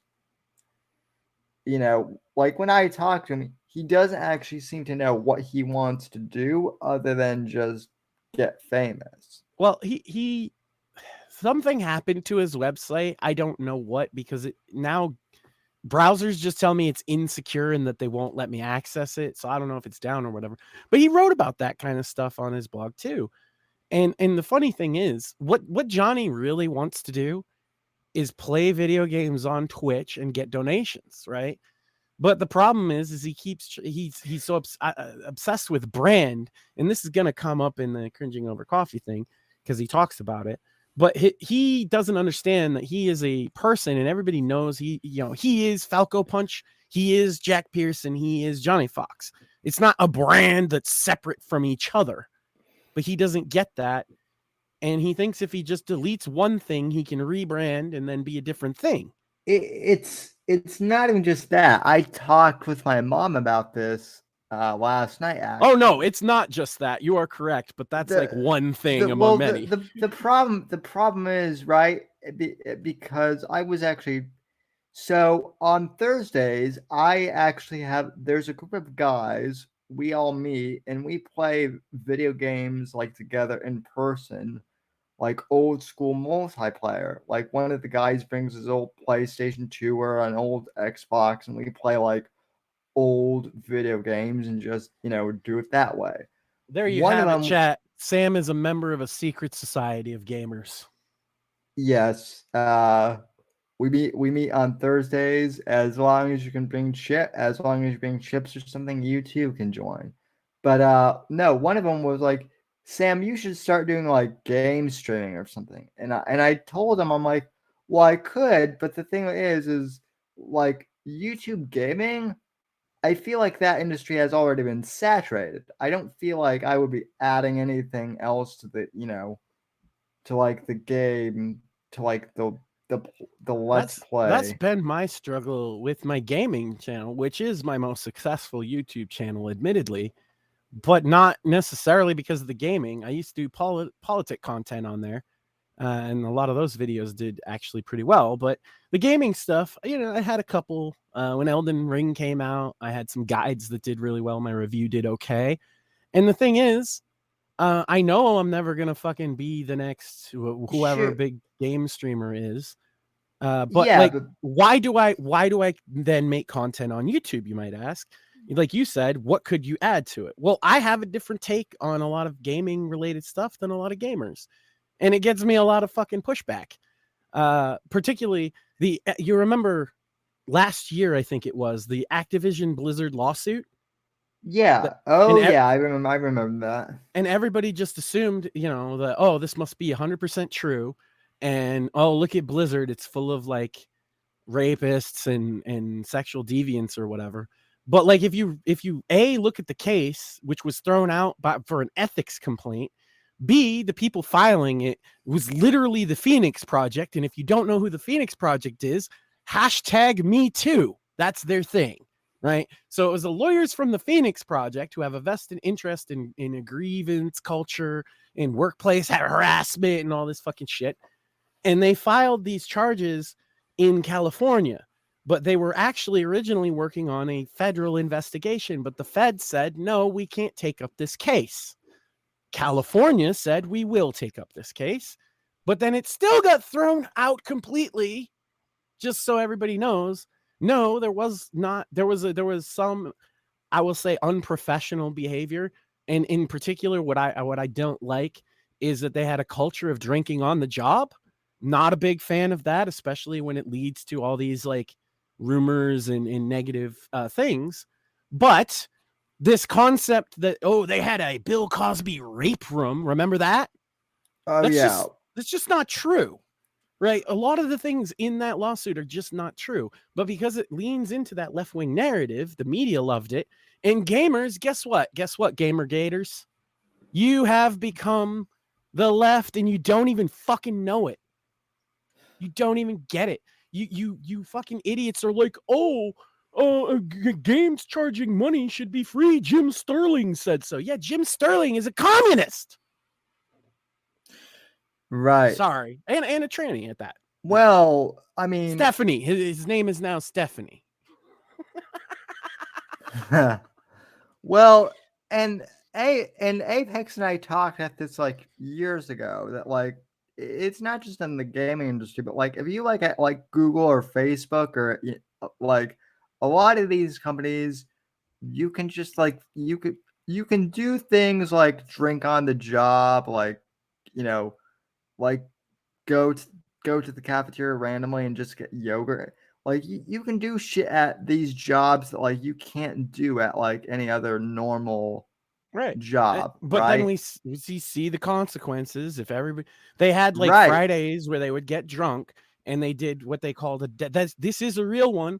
And people should be reprimanded for this, I think, because it's a business, it's a workplace. But they would have Fridays where they would all get shit-faced and then crawl under each other's desks. And of course, some of the women said later on that made them uncomfortable. The guys were crawling around their fucking legs. I can actually understand that. But there's not one claim in any of that there was any groping or anything like that. It was just, it made them a little uncomfortable. And you know what?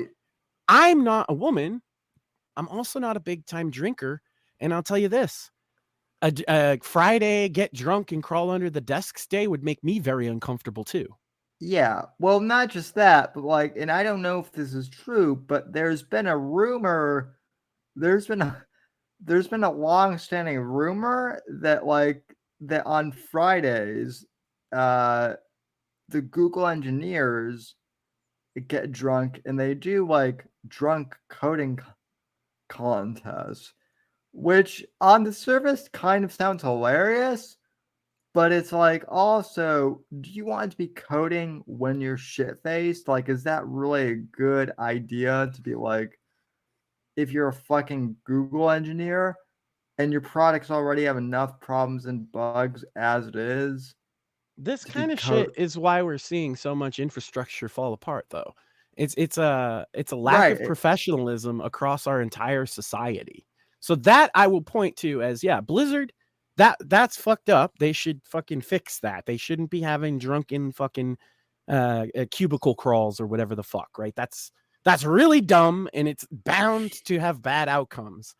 But all the other shit, yeah, I still see people today, including people like who are somewhat well informed on a lot of things, like Asmongold, who's one of the biggest Twitch streamers in the world, and all they do is regurgitate that all microtransactions are bad, and all monetary systems of gaming are bad, and basically the Jim Sterling position that all games should be free, not just the box price, but free. And why does he think that? Because he's a communist. A literal communist. Yeah, here's But my like, thing. it's the same people that were on about Gamergate, the same people that wanted to get rid of this left-wing fucking infestation in their hobby are the same people saying crunch culture is evil, and microtransactions bad, and these companies make too much money and all this shit. They've taken on these people that used to be the culture warriors against the left in gaming are now,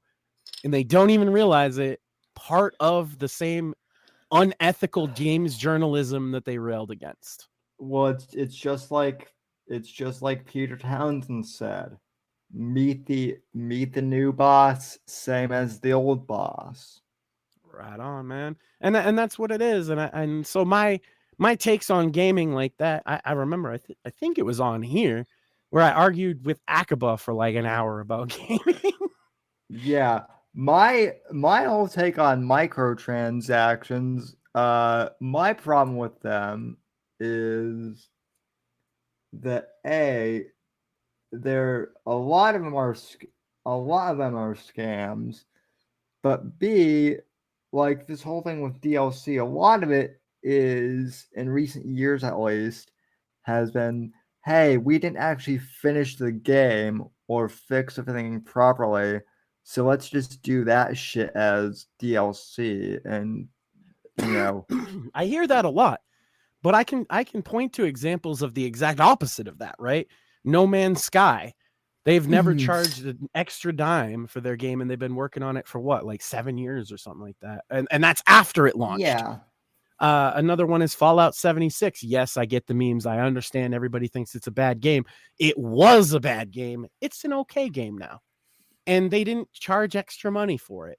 They do have like a subscription thing, and they have like cosmetic items you could buy or whatever, like most of these things. But man, look, Jim Sterling's whole thing about that is like, oh, well, I have a propensity to addiction, and so that, I'm basically forced to buy it. No, you're not, right? You have a personal flaw that you want society to adapt for. You want the entirety of society to adapt because you can't help buying a fucking a pink outfit in a video game.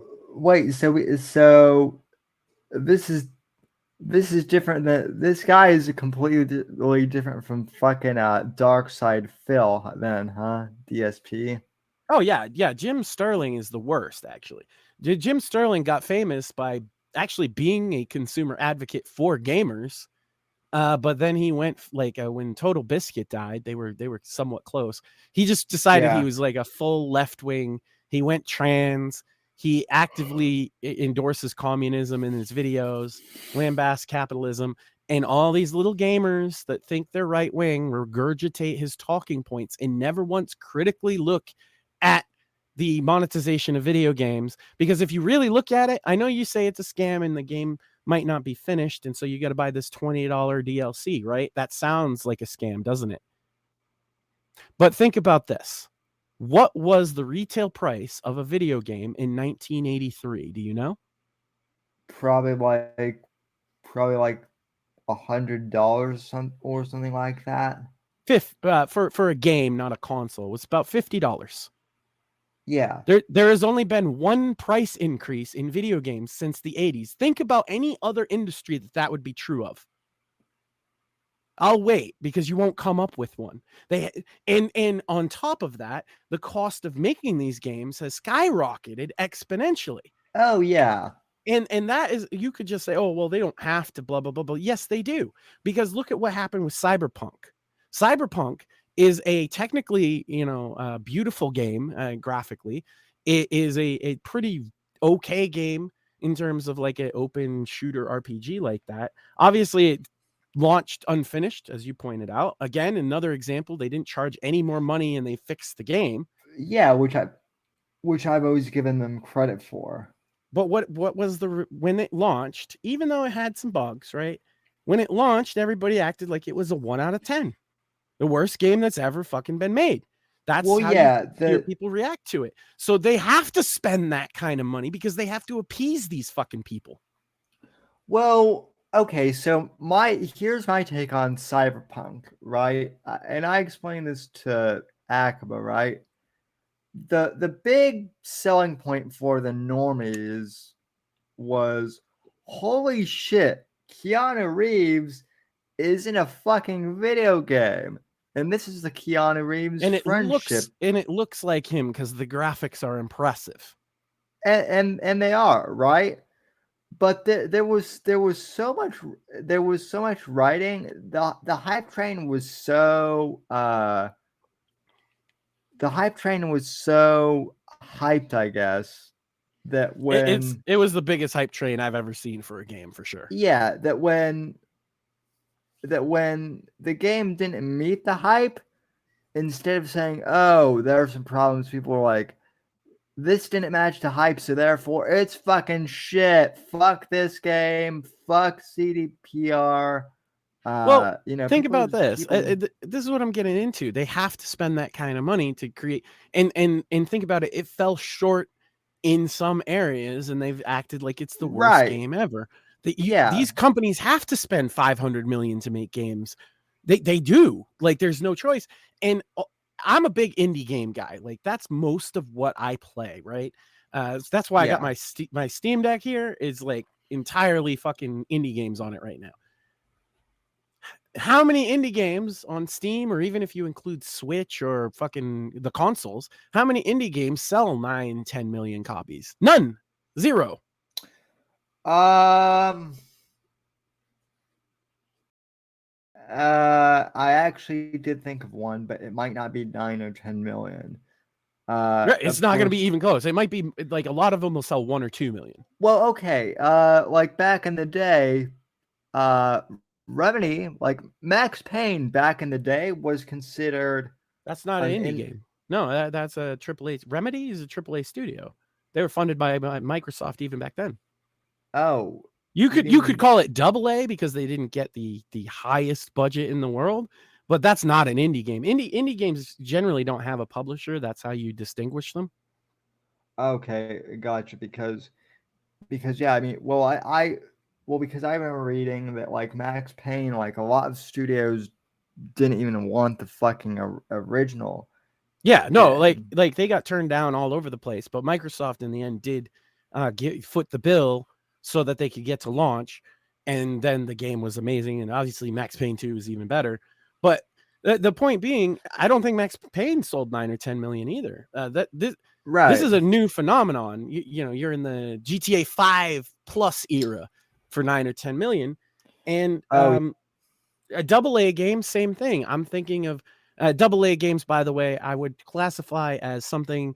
There is a publisher, but they're not given the budget of like Cyberpunk. A perfect example is THQ Nordic makes nothing but AA games, and they're very good, but they don't sell 10 million copies, right? And that's what people the game companies are looking for. Hogwarts Legacy to sell. By the way, did sell 10 million copies. They're jealous of Elden Ring, all these Western developers, because it sold like 20 million copies. And it goes against a lot of Western design sensibilities with like a minimalist HUD and all this shit, and they didn't like it. But at the end of the day, they need to spend $500 million to make the game that sells 10, 20 million copies, because that's what's demanded of them, not only by gamers, but by shareholders as well. And so with that in mind, that they have to spend these exorbitant sums of money, and then also with in mind that they've only increased the price of games once over the course of 50 years. You can go back to the 70s and find that, Pong and Space Invaders would have been $50 on your Atari, right? So Yeah. how are these companies going to offset the fucking... They can't even sell enough copies to offset that cost.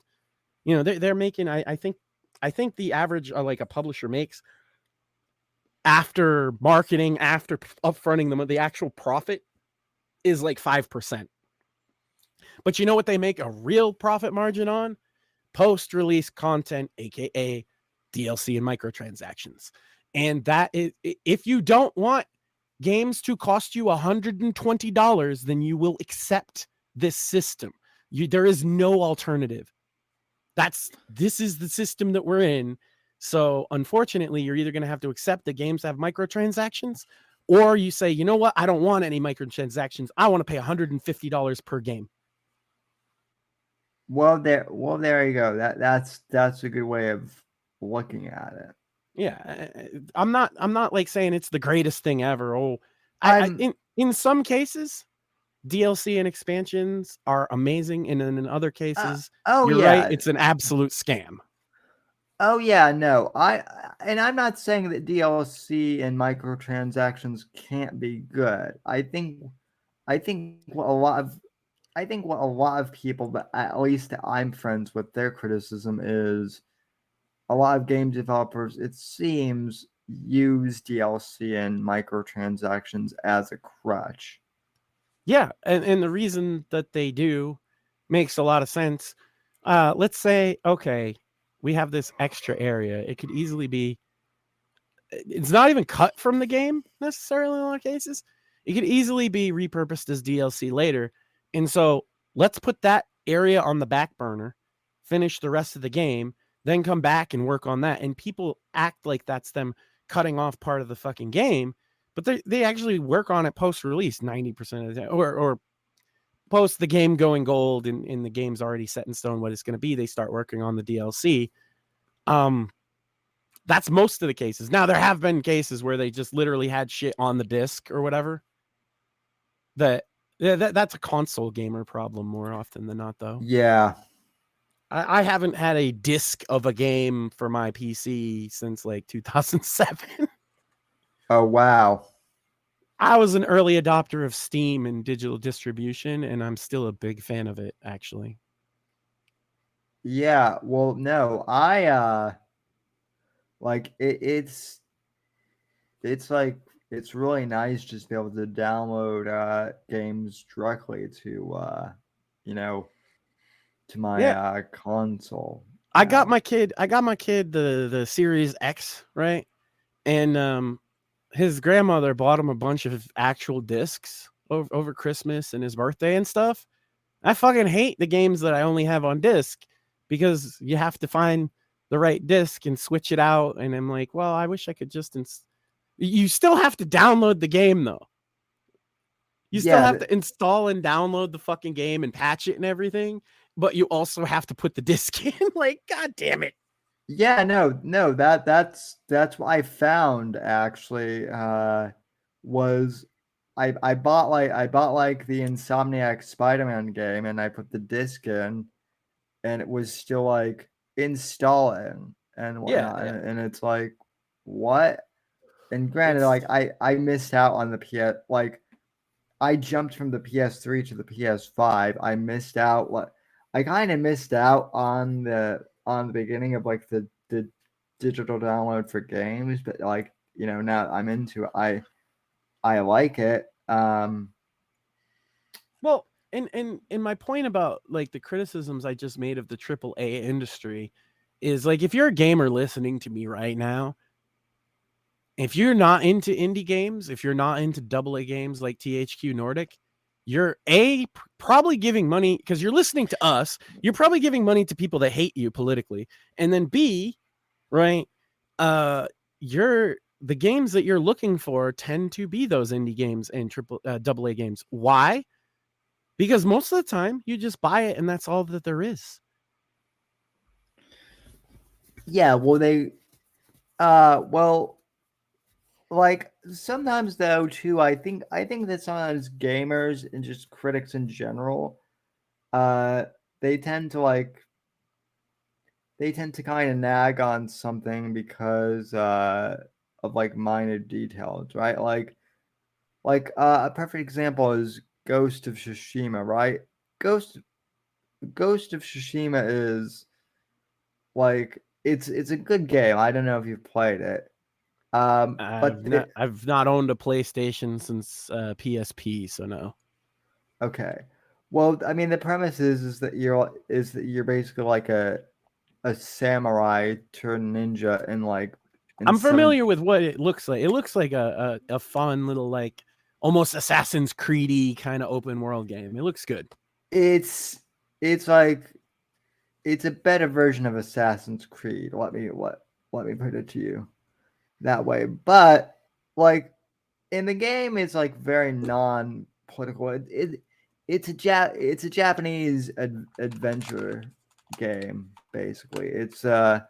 It's very non-woke, right? But because there's one character, a minor character who happens to be gay, and they don't want to even focus very heavily, but all of the gaming gay people are like, oh, well, there's a gay character and there's a character who's like a lesbian. This is SJW bullshit that's being forced into this. The immediate outrage reaction like that, like another example was there's a trans character in the Harry Potter game, right? And people are like, oh, see, it really is woke. And it's like, I mean, you could have a character that's one of those fucking characteristics, and it's not preachy or bothering me. And that's what most people really mean when they don't want that shit, is they don't want it to be preached at. And it sounds to me like the game isn't preaching it. Again, I haven't played it, so I can't. Well, and and I mean Hogwarts Legacy, to what they're referencing is there's like a bartender or something at like like the bar that like is in the town village, Hogsmeade, that's close to Hogwarts.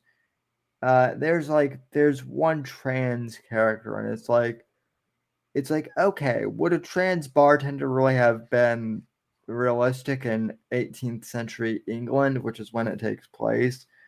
According to Shrek 2, yes. Well, I think that's more what the reference is. If you remember, there's like a drag queen bartender in Shrek, and I'm pretty sure that's what the reference is. Oh yeah, you're right. I didn't even thought of that. I'm pretty sure that's what they are referencing. I don't think it was we need a woke character. I think it was a reference to Shrek. Well, yeah, my whole thing is, there probably weren't very many trans bartenders in the 18th century either, but there aren't fucking wizards and whatnot. Yeah, either. They're telling a story, and if it doesn't feel forced and it doesn't feel preachy, I actually don't care. And that's usually how I look at games. But I also don't play a lot of AAA games, like I said. Yeah. If you want games that are less political or more right-wing political even, you should be playing indie games. I played an indie game not that long ago. It's called Acquitted, where you play as Kyle Rittenhouse shooting Antifa in the streets. It's hilarious. It's fun. It's on Steam. It's like $5. Go get it. You'll have a blast for a little while. Is it like actually good, or is it just like it's good. It's like a rogue. Maybe I'm dating myself by asking, but do you remember Smash TV? Yes. It's like Smash TV, but with Kyle Rittenhouse and zombie Antifa, because they are zombies. He's not just killing any. They're zombie Antifa. Oh, but there is actually like a story and shit like that. It's not A like little bit. It's like you get through the level and then Kyle gets acquitted, right? And then you do another level and Kyle gets that's the story. He gets acquitted. based.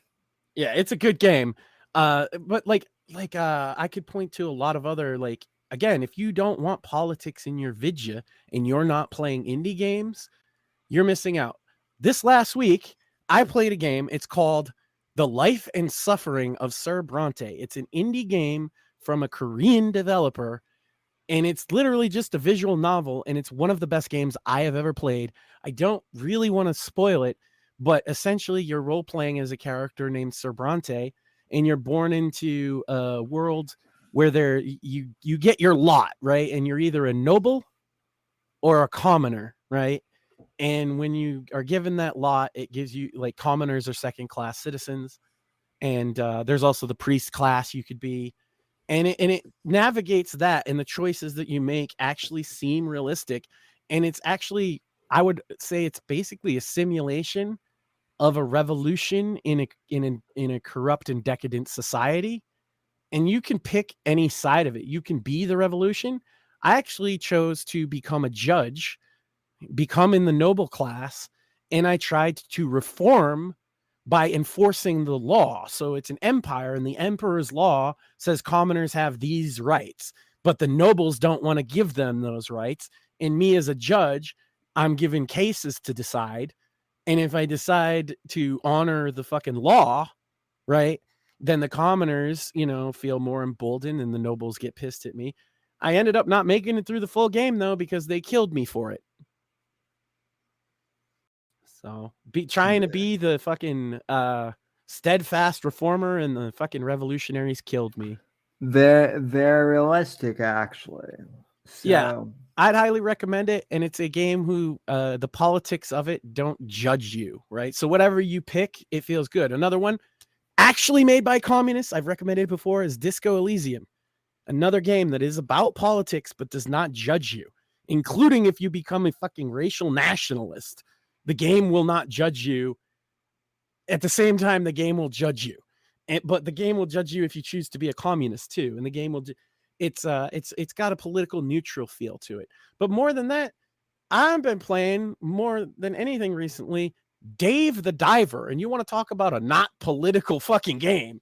You are running a sushi restaurant by night, and by day you're spearfishing under the sea. 10 out of 10. That sounds simple but entertaining. Yeah, and it's got like 2D graphics. So it's got like a game loop. The day you're fishing, you catch all these fish, you maybe fight a shark. Night, you have shark sushi at your restaurant, right? And you make lots of money. Rinse, repeat. There's a story in it about finding like an undersea Atlantis, that the sea people, they call it. It's a fun little fucking game. Again, indie games tend not to be preachy or political, so that's where you should be heading if you're a gamer. Yeah, I think I could recommend so many games that are indie games that fit that niche, that are not political and are fun. But the problem is, a lot of mainstream gamers are graphic snobs, so they wouldn't go for a lot of this shit. I'm not, yeah, and I'm not necessarily a graphic snob. I got, I mean, hell, I get shit because I still like playing Red Dead Redemption, and like that game is, people say that game is old. That is Red Dead 2 on Steam Deck has been an experience. I played it before on PC, but yeah, it's been a lot of fun on the Steam Deck. Yeah, Red Dead 2 is still like that game. Also, like, yeah, it may be older, but like it's only like came out in 2018. It's not old. And even if it was, it's still a well-built game. I mean, I play Punch-Out like on the toilet all the time on my Steam Deck. The original Punch-Out, ladies and gentlemen, 1987 or whatever the fuck. But like I say, if you want games that don't do that, if you want games that respect you, respect your time, and actually appreciate. Oftentimes, I find with indie devs, like I'm in contact with a lot of them. I talk to them. I get codes from them. By the way, if we're gonna wrap it up soon, I have a code we can give away. Sure, yeah, please do. We should do another Twitter giveaway. See if anybody fucking participates because it's the same code this time. Maybe I don't know. Maybe which Van Halen singer didn't do it right. Did you pick a winner from that? I did actually. We only had like 2 people, but Morpheus won that Okay. one. I will send that code. I'll give it to you so you can send it his way. But I have codes for. Let me see. I'll pick a good one today. Just doing one.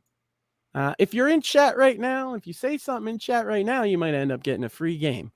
If not, we're gonna do a Twitter giveaway. So there's people watching. So if you're on Rumble watching right now, say something in chat. Say you love the Whitfield report, and I'll just give you the first person to say that in chat gets the game. If not, we're doing Twitter giveaway tomorrow. So which sounds pretty good. Yeah. The game I will be giving away since the new one's coming out. I'm giving away an Origin key instead of a Steam key. Unfortunately, I don't have a Steam key for this one. Star Wars Jedi Fallen Order. Great game. It's like a Dark Souls, but it takes place in Star Wars. I would argue that the story in that game is better than the new movies by a mile, and probably should have been the new movies. And it's a hell of a ride. Yes, easily. I mean, best thing to come out of the I would say that's the only good thing to come out of Disney Star Wars. Yeah, and so now what is it? Jedi Order Survivor or whatever is coming out. So yeah, you can if you haven't played the first one, which I just finished. Very sad. You know what? You know what other game I am excited to play, although I didn't play through the first one because it honestly freaked me the fuck out because I'm not a big fan of the horror genre, but Alan Wake is pretty good. Hell yeah. If they're doing like a remaster of it, I'm hyped. I'm gonna grab that. The remaster already came out and but it didn't really come out because it came out on the Epic Game Store. I'm a PC guy, so it didn't come out yet. Oh, if it comes out on Steam, then I'll say that it's come out. Yeah, well, Alan Wake 2 is coming, and boy, I might be dating you and me. But did you ever watch Twin Peaks by chance? A little bit. I'm definitely familiar with the fucking setup. Okay, well, that show does not have a happy ending at all. Not to spoil too many things, but it is hilarious to me that people think that Alan Wake is going to finally have like a redemption arc and a happy ending, because clearly they have not watched any of the X-Files or Twin Peaks. Yeah, Twin Peaks, which is much more influential on Alan Wake than anything else. Yeah, that's interesting. So chat hadn't responded. That's fine. We're gonna do a Twitter giveaway. I'll tell you what. If you between now and I'm gonna say 5:00 on April 13th p.m. Between now and then, follow Sam and retweet the video of this show, and I will pick somebody from that, and I will give them Star Wars Jedi Fallen Order. Or if you don't want an Origin code, I give you the choice that you could take the Long Dark instead, which, speaking of amazing indie games, the Long Dark is so good. It's a survival game set in the frozen tundra. Ooh, and it's super realistic. It's also super comfy. That is actually one I think I haven't played all the way through, but I have played it before. So yeah, definitely.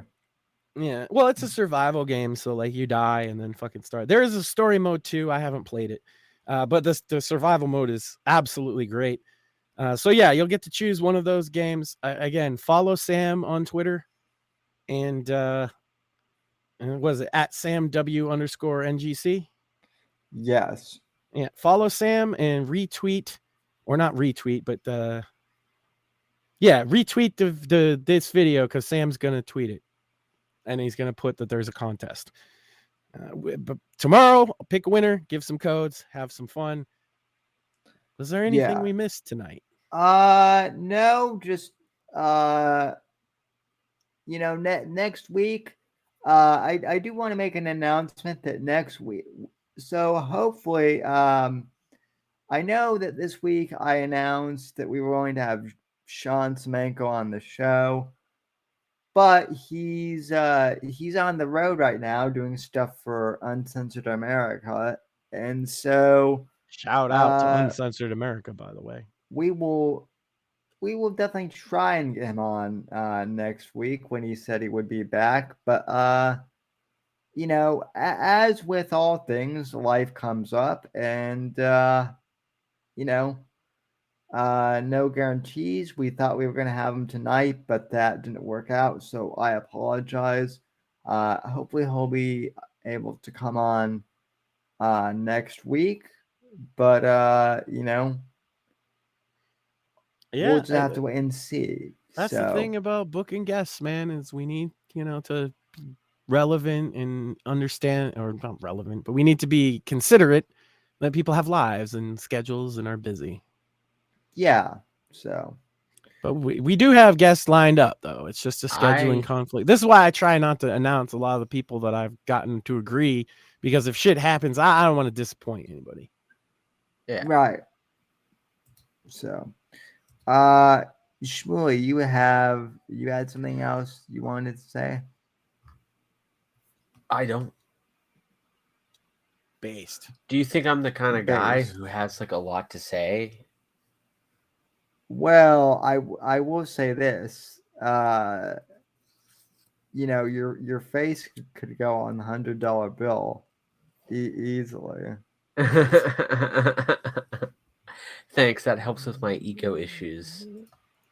Oh yeah, because you clearly have a problem with self-confidence. Yeah. He does. Yeah. I keep telling him he's too confident, but he doesn't listen. So, I just want to tell the audience, pray and eat your vegetables. Stay off drugs. Take your vitamins, drink your milk. Yeah. And be a true Hulkamaniac. Also, click the sponsor, click the referral links, down in the description below. If you want to sign up for Rumble but haven't yet and start posting videos there, please consider clicking my referral code. I'm assuming if you're doing that, you're listening on the podcast. And then if you're looking for streaming, you can click on Melon and get a referral code that way. So it doesn't cost you anything and gives us a little, kickback. So we appreciate you and everyone here. So adios, folks, and I'll see you on the next show. And fuck Mersh. Oh yes, and yeah, the new YouTube creator rules. Listen, I'm already. That is one thing I do want to bring up before we end the show. I do find hilarious all the creator on creator that people are freaking out about that, because I'm already off YouTube, folks. I'm not worried about that. But I'm moving the Cringe Coffee House for that very reason, and I haven't gotten a strike or anything. I'm just not stupid. Well, a lot of these people, Mersh, don't think that that's going to apply to them, because they appeared on Alex Stein, and I'm just criticizing people. It's fine. Like everybody thinks they're immune until the banhammer hits you in the face. yeah, it's a classic case of it's funny when everyone else gets banned until it happens to you. Well, So, like I say, the irony with Johnny Fox is he called for people to ban me for creator harassment, and he got banned for creator harassment. well, the other thing too is in regards to merch, it's like, congrats, you made it onto. Okay, you made it onto Alex Stein's show. You made it onto the Blaze. It Yeah, doesn't. yeah. One lolcow got on another lolcow's fucking show. Wow, I'm impressed. He thinks that he owned porcelain by doing that, and like he doesn't understand that, like, getting on Alex Stein. You gotta be careful, dude. I might sue you and get criminal charges. Oh my god, that you saw that when he threatened he's gonna get Jesse arrested and fucking sue him and shit. It's the funniest fucking thing I've ever seen. Listen. I'm sure that he's going to sue me now, just for making fun of him for this. You know, God, yeah, because it's a pattern of harassment by this evil Sam. He once called me retarded. And I stand by the fact that the look on his face when he watched that video and saw you say that indicates to me that is the core of his beef with you. Is he was calling you a retard, and then you pointed out that he was being retarded. Well, because that hurt, that wound will never heal. Yeah, because he's one of these people that, like, okay, he can dish it out but can't take it. Also, the fact that he thinks that, like, cripple jokes will hurt my feelings, but I've heard them all. Right? You've probably made them all. Yeah, I've made them all about myself. If you want, I've been called a retard, like, many times by my friends. You know, as like me too. Even as an insult, it doesn't faze me. But well, it's funny that people think these, like, petty insults, are a big deal. Hey, join the Gilded server with us and you'll see. It's like, how do we talk to each other, Sam? But my favorite criticism is that people mean as an insult is, you have a fucking stutter. And it's like, really? It's like, huh? And it's like, huh? Maybe I got a neurological condition. I don't know. It's like, what the fuck? Or I go, oh, you mean like this? Like, I will purposely exaggerate it for them. Well, not quite like that. Well, then what do you mean? Oh, well, now you're just stuttering to be theatrical, but that's not what you actually do. And it's like, okay, what's your point then? I don't know. I think you make good points. I think if people can't get past the fucking stutter, it's their loss. But again, like, we're the kind of people, like, if you interact with us, if you're, like, in our server, you would see this, that we're not nice to each other. We're all mean to each other all the time, and we say horrific things because that's what men do. That's what men do. Maybe not in this fallen society we live in now, but, like, men, iron sharpens iron, and that's how it's always been. Well, listen, you just don't understand content creation, Max, because you haven't been in radio for 20 years. Oh wait, you fucking have. You don't understand. You don't understand. You don't understand comedy on Long Island. Oh wait, you do. You don't have a tragic. You don't have a tragic upbringing with your mom. Oh wait, you do. I could be one of those fucking guys. Oh, wait. Turns out you actually understand Mersh's life better than he fucking does at time. No, at I times. understand his fucking early life, but for the life of me, I can't figure out how he became such a loser. Well, that's what I'm saying. That was he blames, like, from what I've been able to see, like he he explains that he is the way he is because of all the shit that happened in his past. And I'm saying, well, okay, look at Max then. He was kind of in the same boat.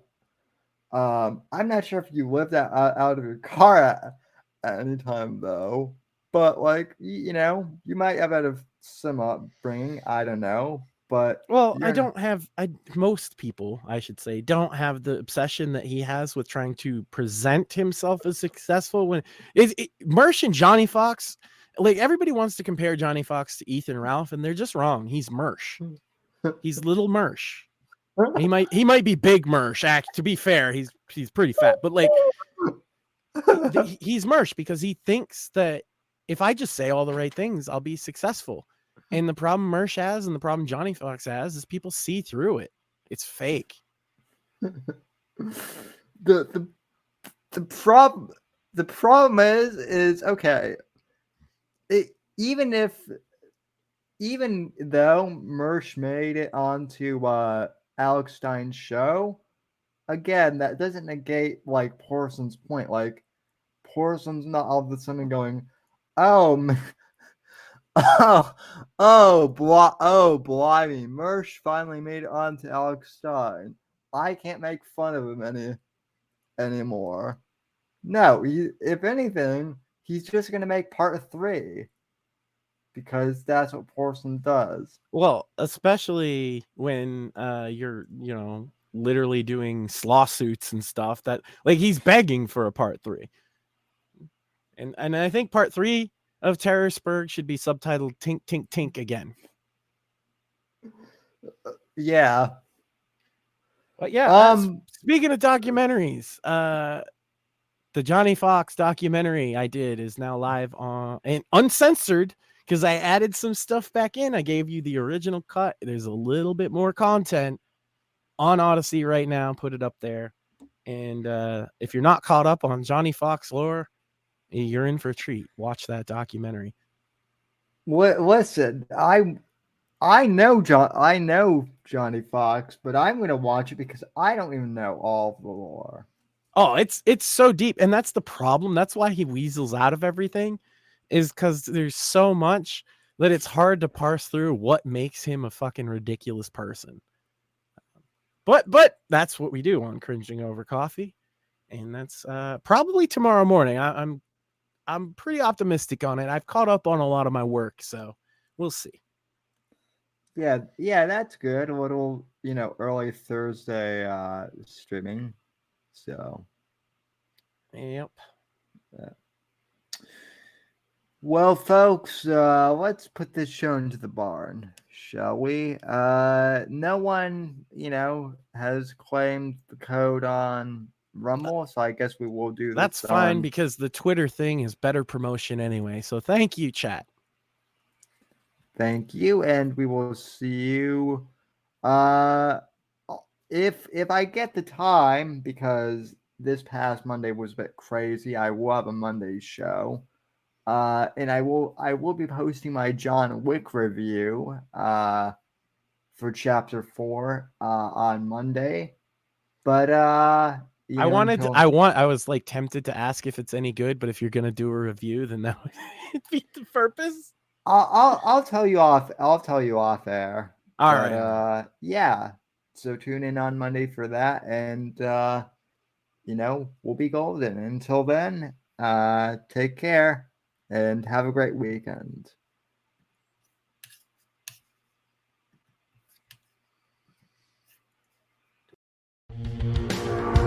Thanks for listening to The Whitfield Report on the NGC Network.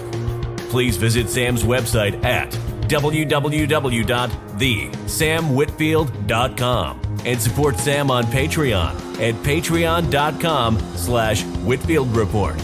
Until next time, God bless, God save this great nation, and God, freedom, legacy, in that order.